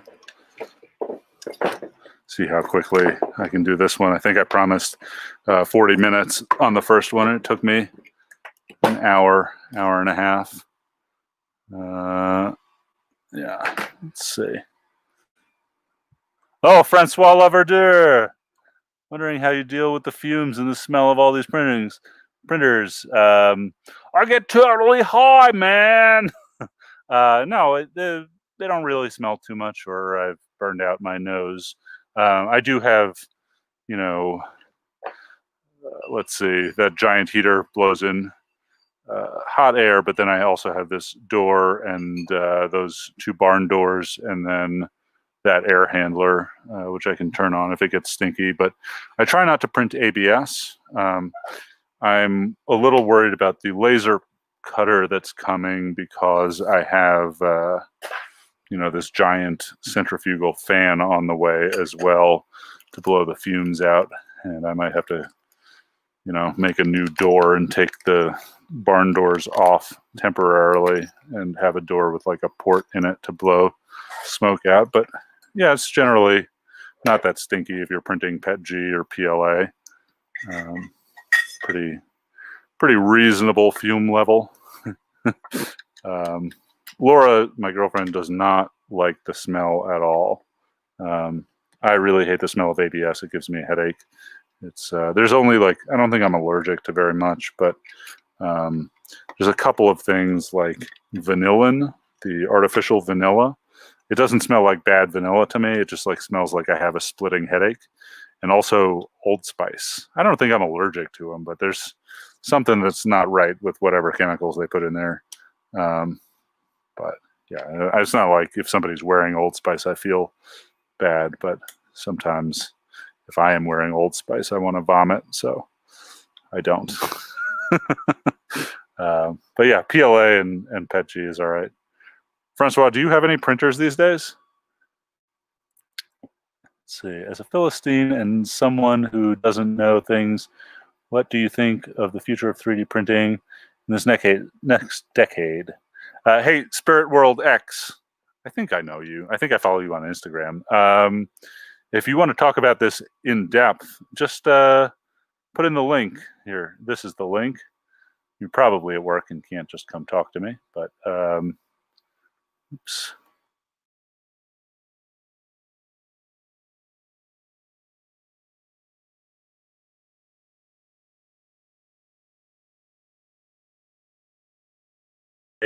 Sorry, killed the stream. Oh, Francois got one for Christmas. Here, if you guys want to just come chill, we can video chat and talk about the future of 3D printing. The future of 3D printing is Francois Laverdure getting a 3D printer and making the wackiest 3D printed analog cameras of all time. I look forward to that. You know, I think they're becoming more ubiquitous. They were about $175 for one of these things. And so I bought 6 of them on Cyber Monday, and they're getting cheaper all of the time. And like where this printer is versus the printers I was buying 3 years ago even is like cheaper, wildly better, way more reliable, faster to set up, like better print quality. Still not the best, you know. Even my really nice printers, you know, are lacking for the quality I would like to see. But I think we will start to see a lot more stuff in people's homes, right? Like you guys will all probably have 3D printers if you, you know, care enough to watch me assemble 3D printers on YouTube all day. Yeah, I also think there's a lot of industrial 3D printing that's going to sort of change the way that we can manufacture things. A lot of things, you know, just can't be milled because you can't get inside of a part, you know, with a milling bit. Whereas I think we're going to start seeing a lot more metal sintered stuff. I'd actually really like to work on a powder jet metal sintered machine, but that's kind of another story for another day. Resin printers are getting good. I think Fuse, Formlabs is putting out the Fuse 1, which is like a laser sintered powder machine. And I think that's going to change things. I think that might cost like $10,000, but you know, even for a very small business like mine, it might make sense to be able to make parts of that quality. Yeah, I don't know. I guess. I don't know. Just pontificating about. Oh, Jeremy Schaefer says airplane engines on the 737 MAX already have 3D printed parts. Awesome. Yeah, I've seen some rocket engine, like basically nozzles that are sintered metal. That's cool. Francois says hard stumbling block right now is how many things you have to set up in the slicer in order to get a good fast print. Francois, whether you want to talk to me on YouTube or not, let's actually chat and I will give you some baseline stuff. In fact, you could even share screens and you tell me and I will get you damn close to start, you know. Yes, there are a lot of settings. It is an annoying stumbling block. However, you know, if you're printing in PLA, PETG, or ABS, I think I can get you started in 5 or 10 minutes, and you'll probably make tweaks. But yeah, there's a lot of variables, but I think it's good to have all of those variables. All of them are like important controls when your prints get more tough to make. I think I'm caught up in chat. I'm going to put the this thing back on. There we go. You guys can see my printer assembly going on.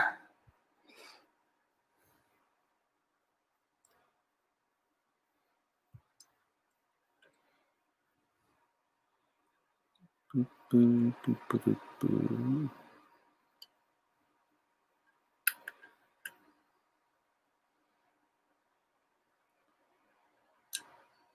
One screw.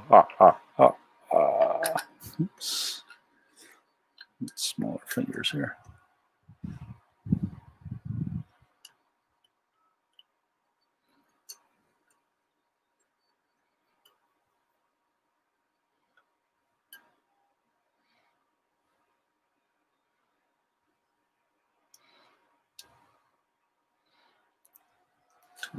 Okay.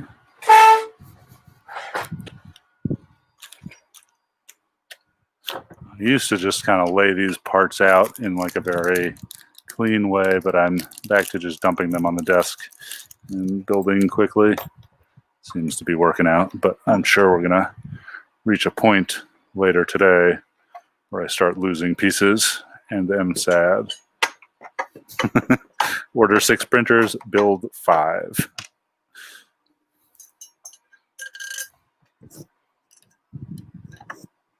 Kind of hoping the next 2 will show up today.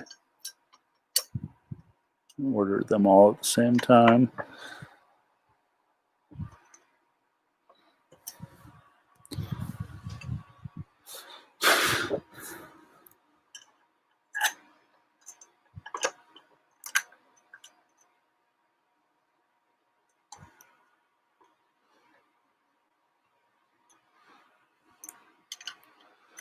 Okay.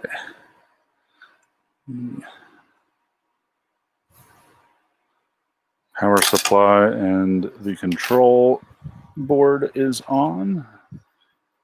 Now for what? Now for the Z-axis motor.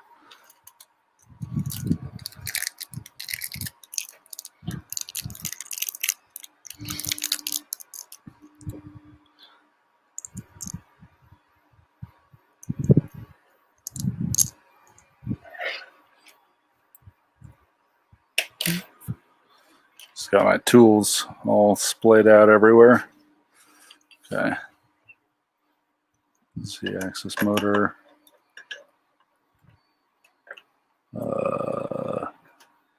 Why am I missing? Oh, that's not good. Okay.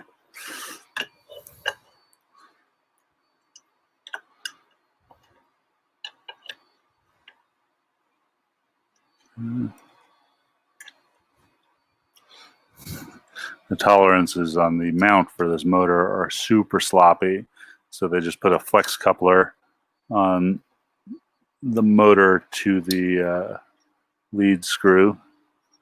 It's clever, works well, very sloppy. You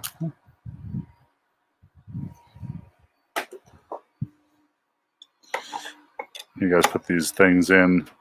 I like to pull the lead screw up just a hair to give the flex coupler a little bit of room to flex without the 2 shafts binding end to end. I think that's an important thing to do. Okay, so put this medium aside for now. Build the X gantry. Excuse me.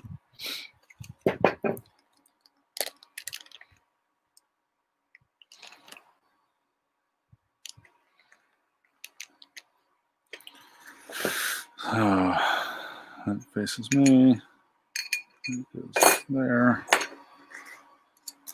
I have to look at the manual about 9 times to always remember the orientation of these two parts. Finally, on printer 10 or 11, we're getting to the point where they're pretty kind of remember. Can I do it quickly? Probably not.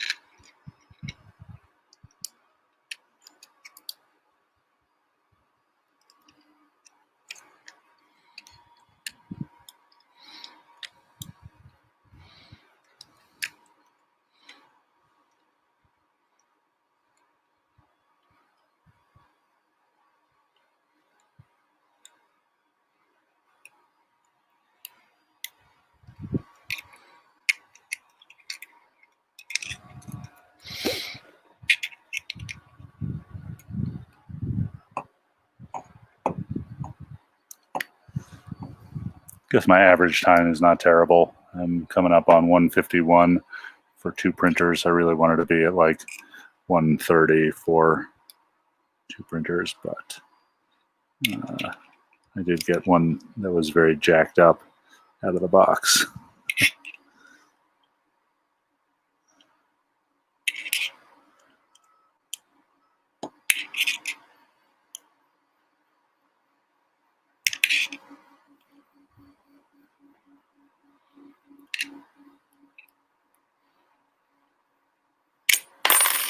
Okay, cool. And if this goes like that, this goes like that. Yep, nice and smooth. And this goes like that.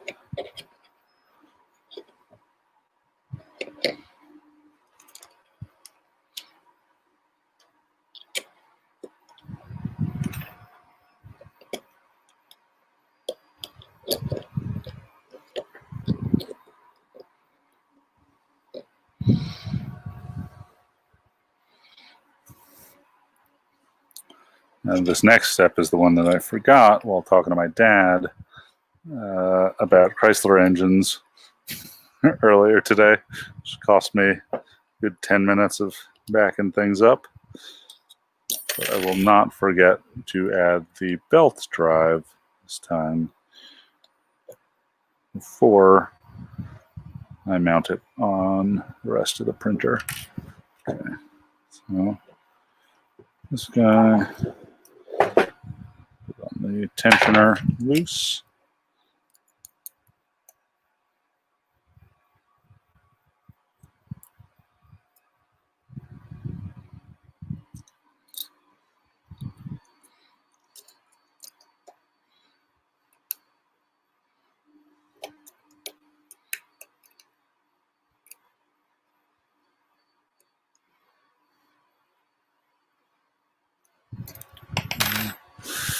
Now the X belt.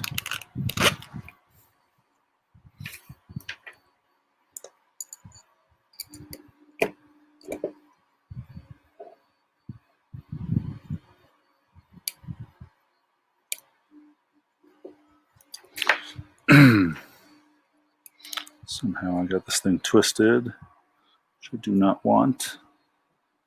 No. Ugh. Okay.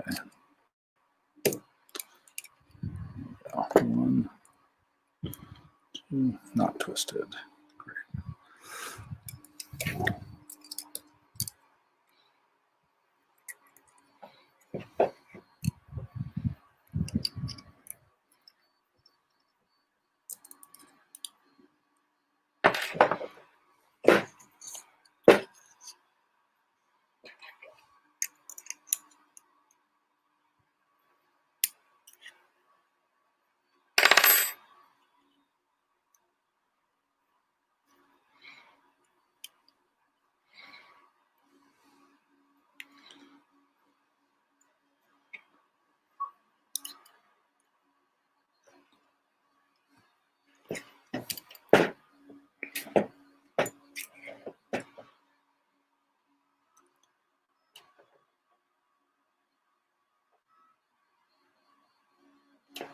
Oh, God damn it.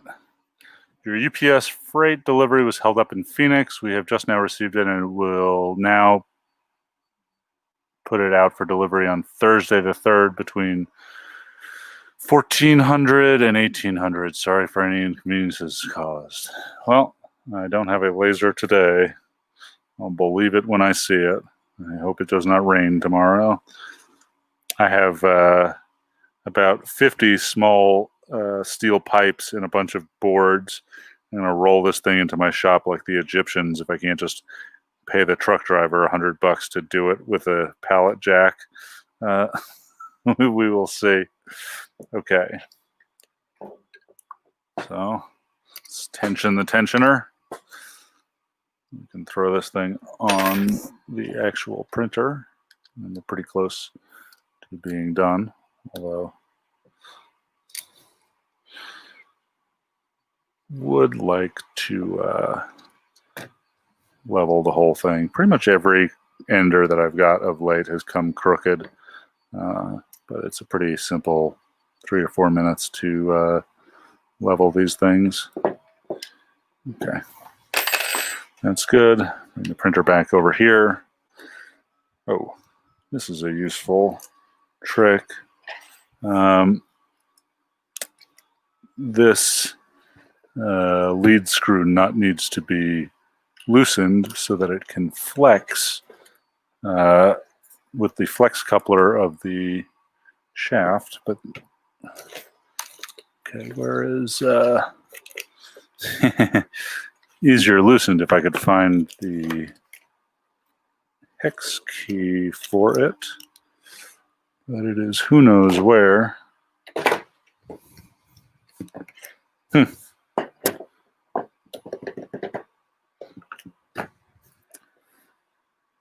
Do you see my hex key? That's what happens when you just dump shit on the desk. Okay, well, luckily everyone comes with a new toolkit.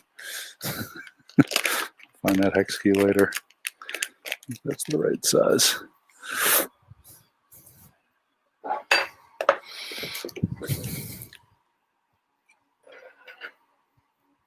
Nope, too small. Ah, here it is. Yeah. It's really important to break just these bolts right here. I don't know if you guys are ender users, but it allows the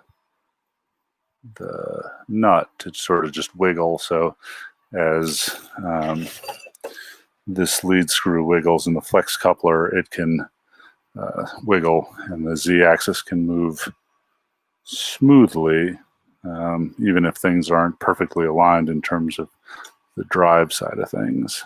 Let's see. Okay. Come on, guy. Here we go.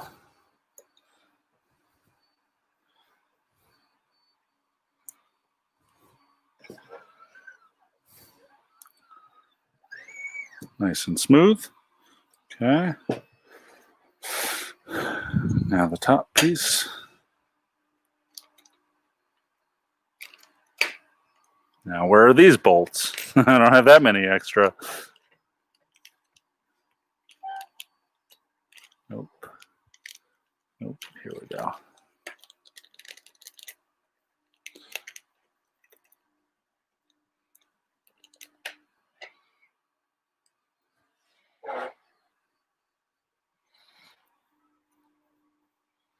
How heavy is this thing? What thing, Jeremy? An ender? I think you know. Don't you have one?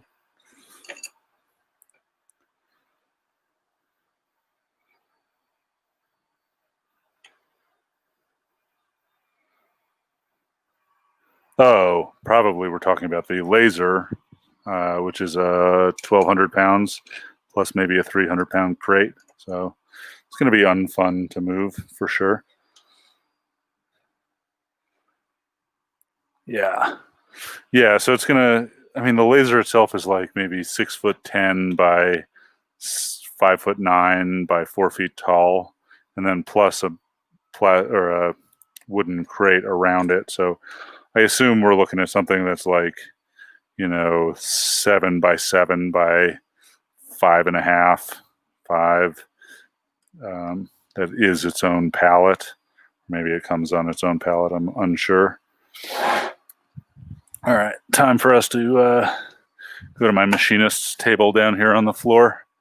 Get a flat surface. All of these enders have been coming crooked, so let's see. Actually, that one's not. Oh yeah, we can see it's rocky. So they have 4 screws here and 4 screws on the other side, and then 2 and 2. And so I like to crack them and then level the printer without any cords under it, of course. Pull those out. It's really amazing to me, like how many of these come crooked, and they do not indicate in the instructions to do this, which is crazy to me. There's nothing I've tightened that should have sprung this. It just like came from the factory like that, which, it's not a big deal. You do it once, but that'd be nice if they told people, or just, head concrete tables. Maybe they assemble so many of these or do it, whatever, like that they're just using no jig or no machinist table or flat surface to do it. I don't really know. Text. Oh yeah, so Francois says I better have a forklift to move the laser. I do not have a forklift. I can drive a forklift and I can rent a forklift. It's going to cost $500 to rent one at least, if not 1,000. And really, I think if the truck driver can, if he can just pull the truck up to my shop and use the lift gate and the pallet jack, he should be able to put the pallet or the crate in the shop, at which point I have a few hydraulic car jacks, in which case I'll pick the thing up, remove the pallet from under it, and then put it back down, which should be okay and save a lot of money. But yeah, I mean, there's a chance that he will only drop it at the curb and I will have to tarp it, and hopefully nobody with a forklift will come steal it overnight. And then I got to go rent a forklift for like, I don't know, 20 minutes of use to bring it into the shop, and then to open the crate and pick it up off the crate, make it really easy. Unfortunately, I'm in a residential neighborhood and I don't have any neighbors with forklifts that I can heckle. Down at QLab, which is the makerspace here in town, we have a neighbor who has a forklift who has, on occasion, just picked something quick up for us, which has saved us thousands of dollars over the years, just on very simple forklift jobs. We should buy him some beers one day, thinking about it. Okay, let's see. Almost got all of these. All right. That seems good. I think I'll tighten the top down first. Then after that, I will tighten the sides.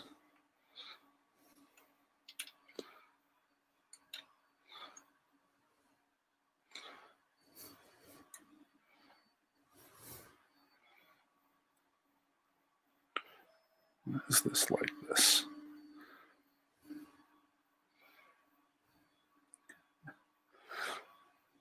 This is not cross-threaded, however,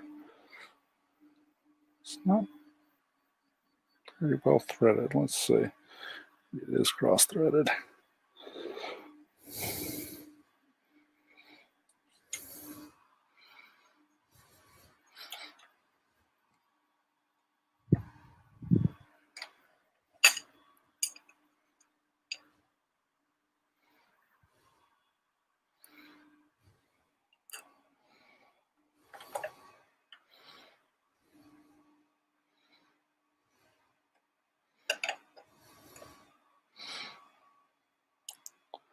Not great precision on the parts, guys. Okay.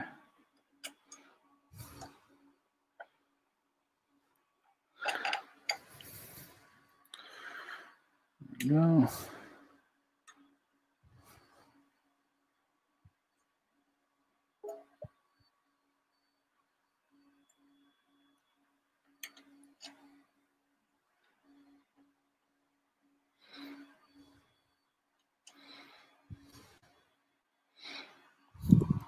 In fact, I think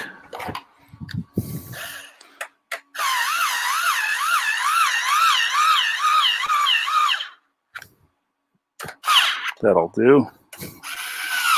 Make this a little easier. Okay. Now these bottom pieces, try and tighten them in a star pattern. Test to make sure that it's not getting wobbly while I'm doing things.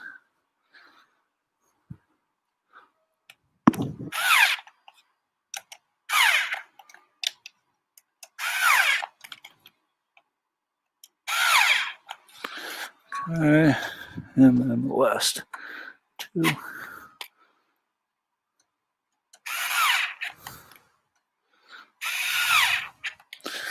Okay, and it is square. We can take this back up to the bench. Stop working on the floor. One day I will have a 3,500 pound machinist's table. Actually, one day I won't, but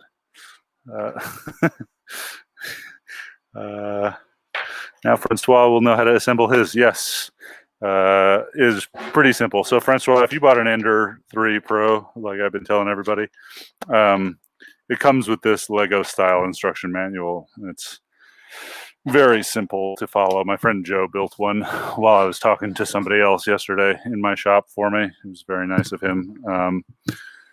But yeah, it's pretty simple. Here, let's go grab some high temperature tubing to swap in. I'm going to buy some more of this for the next set of printers. These prints all look like they're going okay. Let's see about this one. I'm going to use this as a periscope. Says it looks okay. Yeah, I can't really see. I got to put my head up there. Yeah, that's fine. Cool. Okay.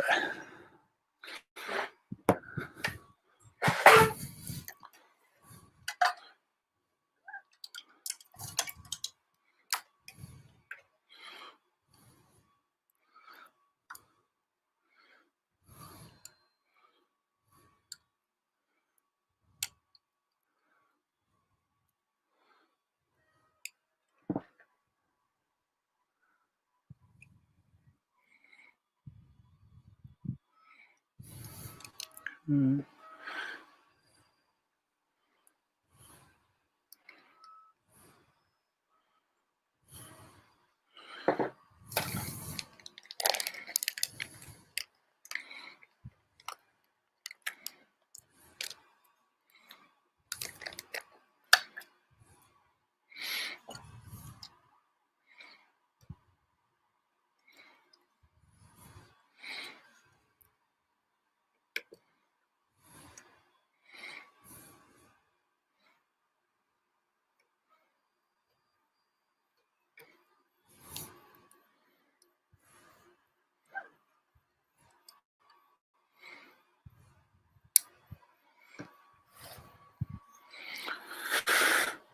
Next, got all that.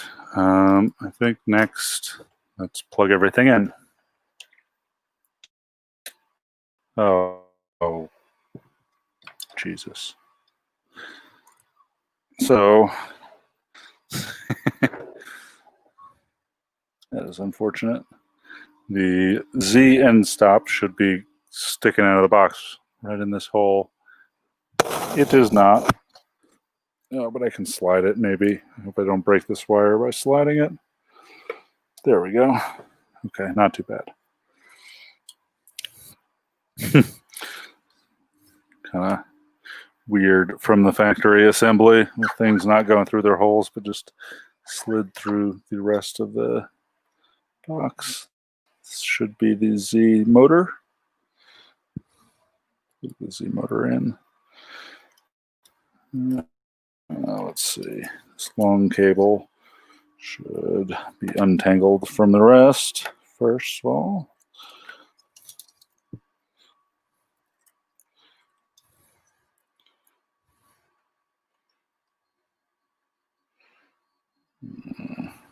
I said untangled. Untangle! Okay. Now, the extruder motor, the X motor.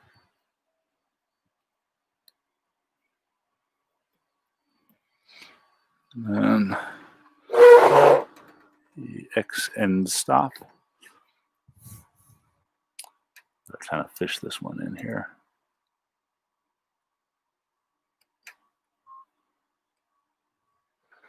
Okay.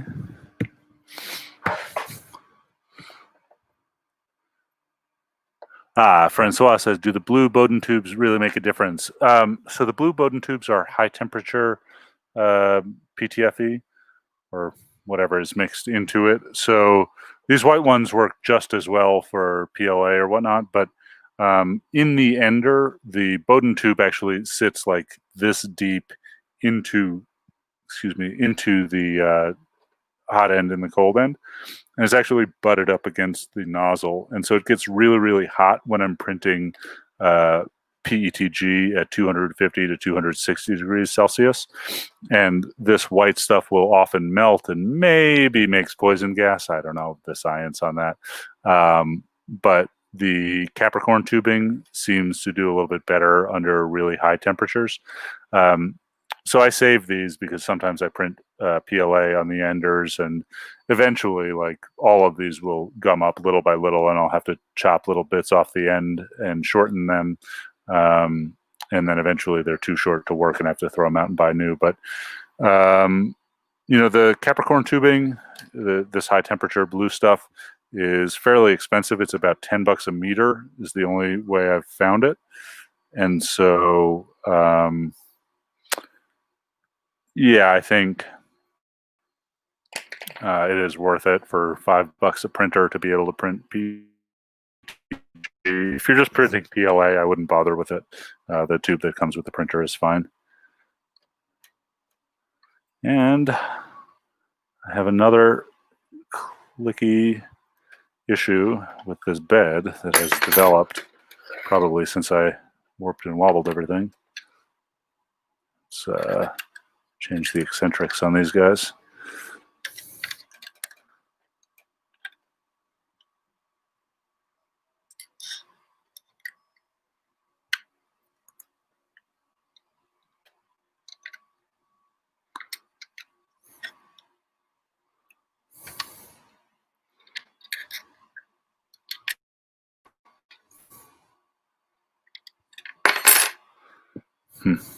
Don't love this. So what's going on right now is that the print bed, this happened on the last two, I've never had it happen before, is the rail riding set of bearings here have like detent, so it'll move smoothly and then like click into place like that. And then again, I assume that the length is one circumference of each wheel or bearing. And so I am thinking, that's not good. Anyway, this side, these bearings have eccentrics on them to move them, camber them in and out, which should change the tension, and where they wind up locking, I'm going for not at all. Let's see if I can get it just like this without disassembling anything. I may have to take these guys apart a little bit. Move that one out. Moved in.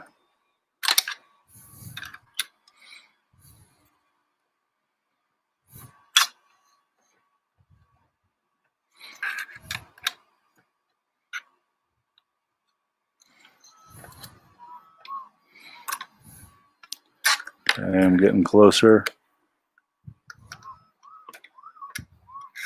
Okay, and this one needs to come back in because it's wobbling.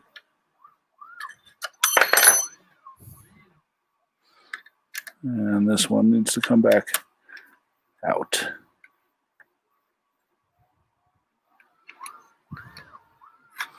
And come out a little bit more. Nope. So it should not be able to wiggle like that. That's going to cause some ugly prints, but it also should not be very tight. So that's not very tight. It should be snug. And so basically what I want to do is adjust these eccentrics so that, you know, they're wiggly a little bit like that, and then tighten them down just until they're not wiggly. Yeah, and now I have a nice smooth slide. And my belt is still pretty well tensioned. That's good. Yeah. Okay, back to plugging things in. We got the Power XT60 and the screen and button control over here. This ribbon cable. And do I have anything else to plug in? I think I got it all ready to go. We can now, what are we going to do now? Change the tube. Yes, heat it up and see what it does. Need to grab a bed for it. Oh, I'll put this reel holder on it. Boop, boop, boop, boop, boop, boop, boop. Oh, and we could put the fancy end caps on. I think I forgot that on the last printer. God forbid I should have exposed aluminum over here. This is what makes the Ender 3 Pro more pro. Boop. Now it's pro. I actually think the original Ender 3 had these. We could check, but it's fine. Okay.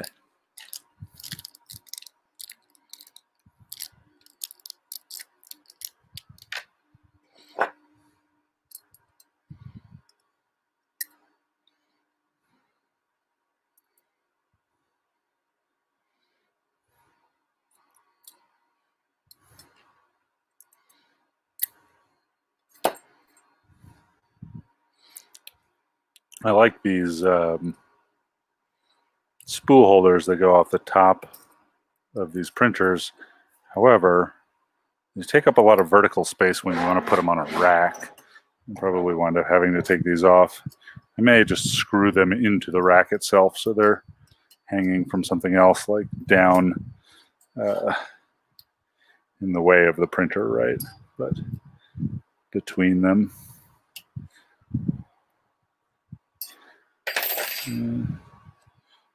That thing. This thing in here.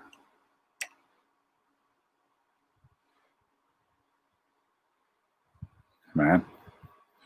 There we go. Now that's a printer. All right. Take it over here. Gotta start cleaning off some more space. Maybe later today I will move some of these racks so we can fit more printers on the rack. And power cable is here. Put my computer on the box of filament tripod. It's Mad Pro. Okay.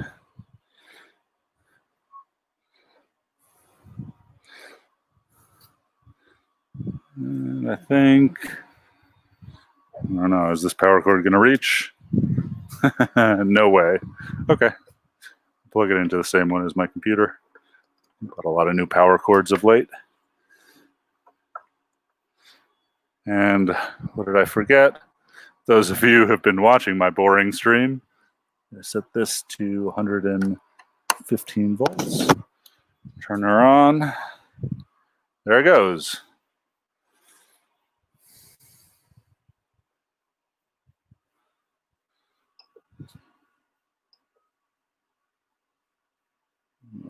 preheat. Nice. Now let's go get a new print bed. Got a bunch of them waiting over here.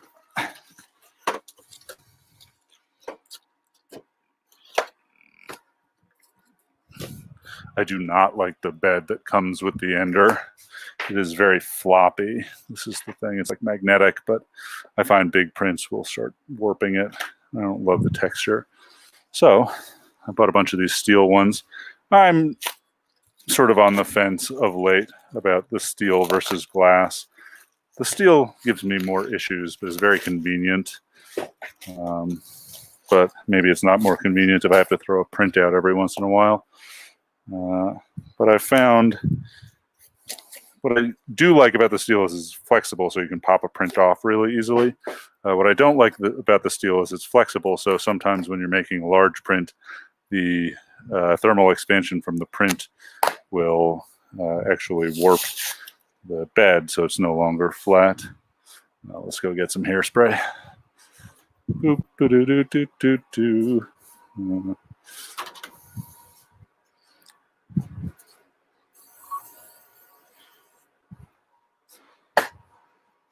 Hairspray is an interesting thing. It is both like a helps things stick, and it's also a bit of a release agent at some level. Oh, Albert Abdul Barwang, welcome. Hey there, Ethan. The magic begins. What's the approximate watt usage of the cutter? Now I feel like getting some bagels. I also feel like getting some bagels. Unfortunately, I am in Albuquerque. The laser cutter is 130 watts for the tube, although I will throttle it down unless I have some real need to cut through something thicker. But generally run them at about 80%, or less to not burn out the laser cutter. That doesn't smell good. Something's burning off, but not burning. Generally run them at 80%, so I'll probably run this thing, about 100 watts. And then the CNC motors will probably eat a few watts, but not huge amount of power. I think what I'm worried about blowing the breaker is a giant centrifugal fan that I'm going to use to exhaust all of the smoke generated from the cutter. I could look that up. I'm not sure. It comes with one. I may need to buy a new fan. I don't know if it's going to be powerful enough. I think I'm going to run the ductwork a very short distance, so it probably should be fine. But yeah, I might need to run another power line just for that big old fan. But I expect that it's, I don't know, going to probably eat something like 400 or 500 watts for the whole shebang. We will see. Maybe somebody knows better.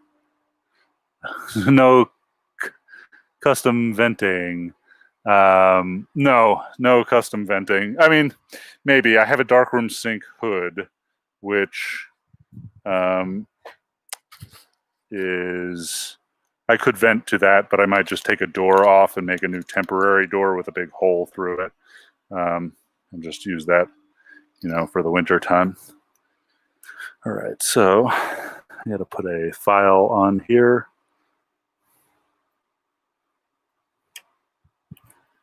Ender Mongoose 3.8, the current build of the Mongoose for the Ender. There's also Prusa Mongoose for the Prusa, which is the same parts, but a different set of build files for the machine. This guy in here. Initialize. Print. Mongoose. Body slice 4, high retraction. Oh, it would help if I put some filament in there, huh? Yes. Okay. Let's go get some filament.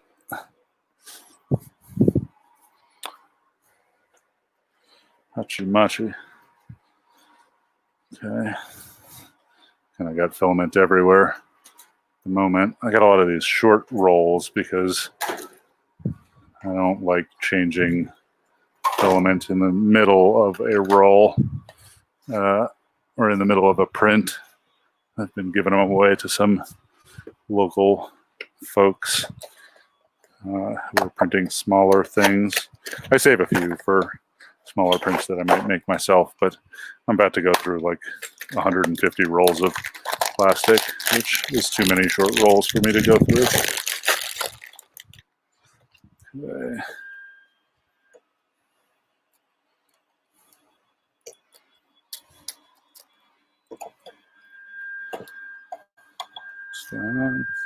Then I like to cut the end here, a little bit of a diagonal to help feed through the extruder.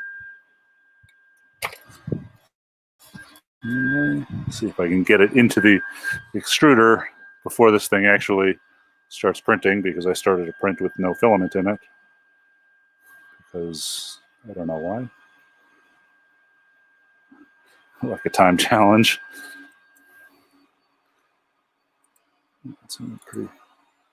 Nope, that's not going to work. Okay, stop this print. Also, clearly the bed is not quite right. If anybody prints with an ender, has a trick for loading these dang extruders, I would like to know. I find them really annoying to load. By far my most annoying extruders to load. I mean, I never can't do it, but I always spend like a minute trying to get it in there. Sometimes I even take the Bowden tube off if I think it's hanging up on the coupling. Then I put it through, and then I put the Bowden tube over it. This is very exciting. Okay.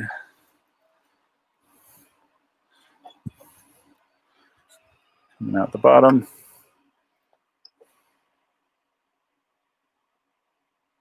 Okay. Let's see this print. So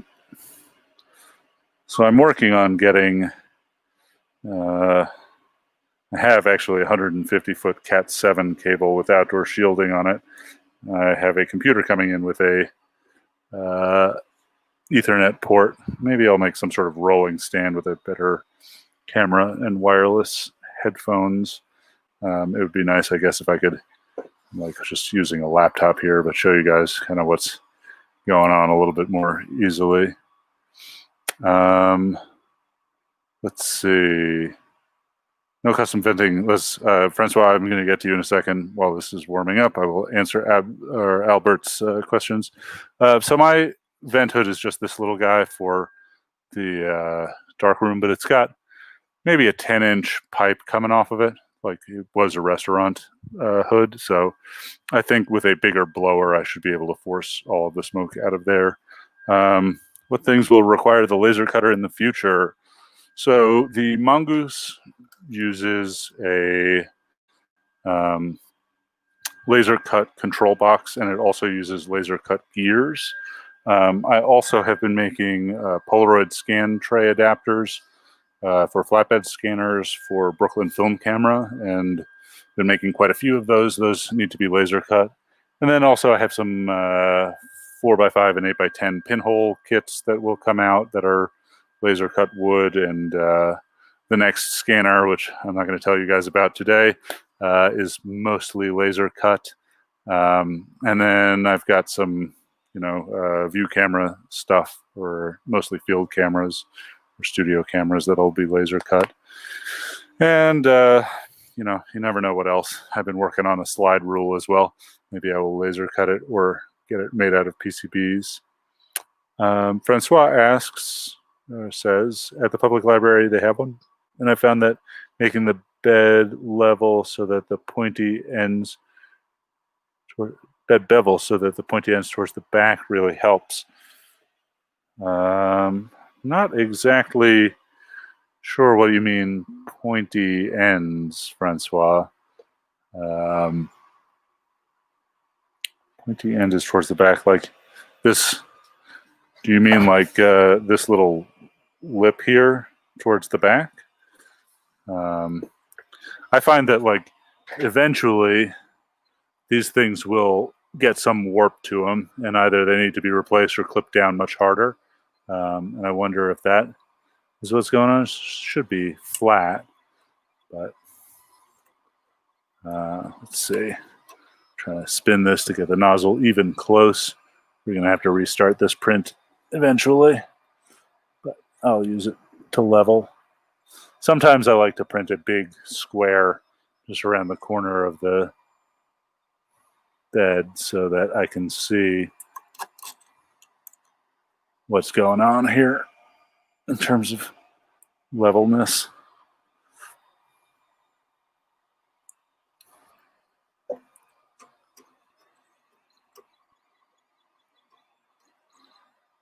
Went too far on this guy.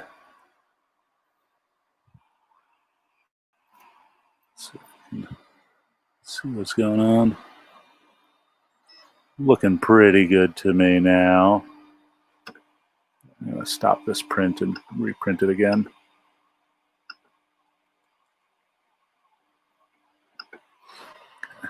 Pull this stuff off. Bed heating. Bed is pretty hot. Oh, when I cut the filament. Yeah.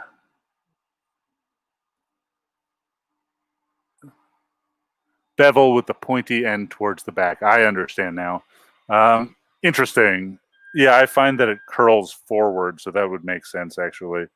I am going to try doing that the next time. Thank you very much, Francois. You might just save me, like, I don't know, half an hour a day for the next 30 days if that trick works. I got a lot of printers to load. I appreciate it. Thank you. I've been reading these sort of out of time, so sometimes I don't know what I am answering. Okay. Let's see.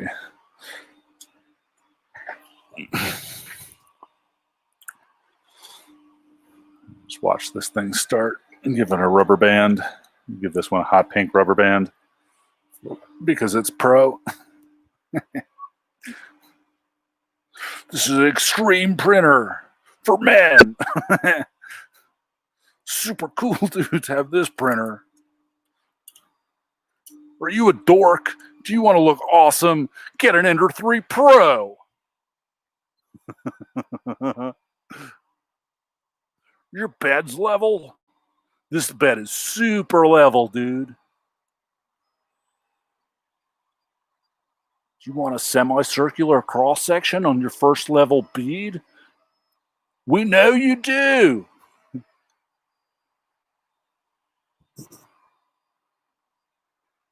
Blobby.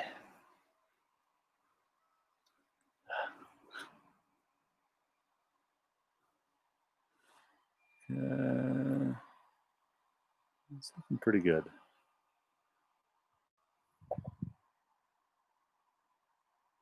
Oh, Albert wants to share some Chinese beef stew his mom made.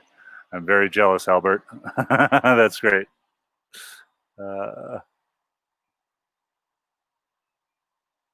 I've been watching a lot of Chinese cooking demystified on YouTube. It's one of my favorite channels.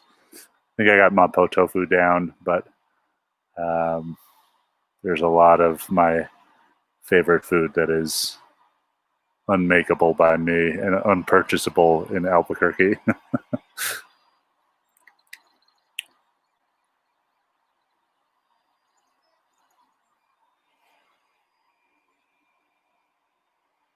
Okay, I think that one is doing well. That concludes. I've now built all of the printers I have to build. I got to swap some nozzles on those guys, but that's not... Oh, Uncle Roger is the best. I guess that's a YouTube channel. I will look him up. Thank you for the tip. Okay, guys, this has been fun. Thanks for chilling with me for 2.5 hours. I think I am going to... What time is it? Oh, yeah. I'm going to go fix a couple of those printers and get them running and ship some orders. And then I'll be back here tomorrow morning, probably fixing some broken printers, and maybe this afternoon if 2 more come in. Yeah, all right. Thanks, everybody. You have a nice day.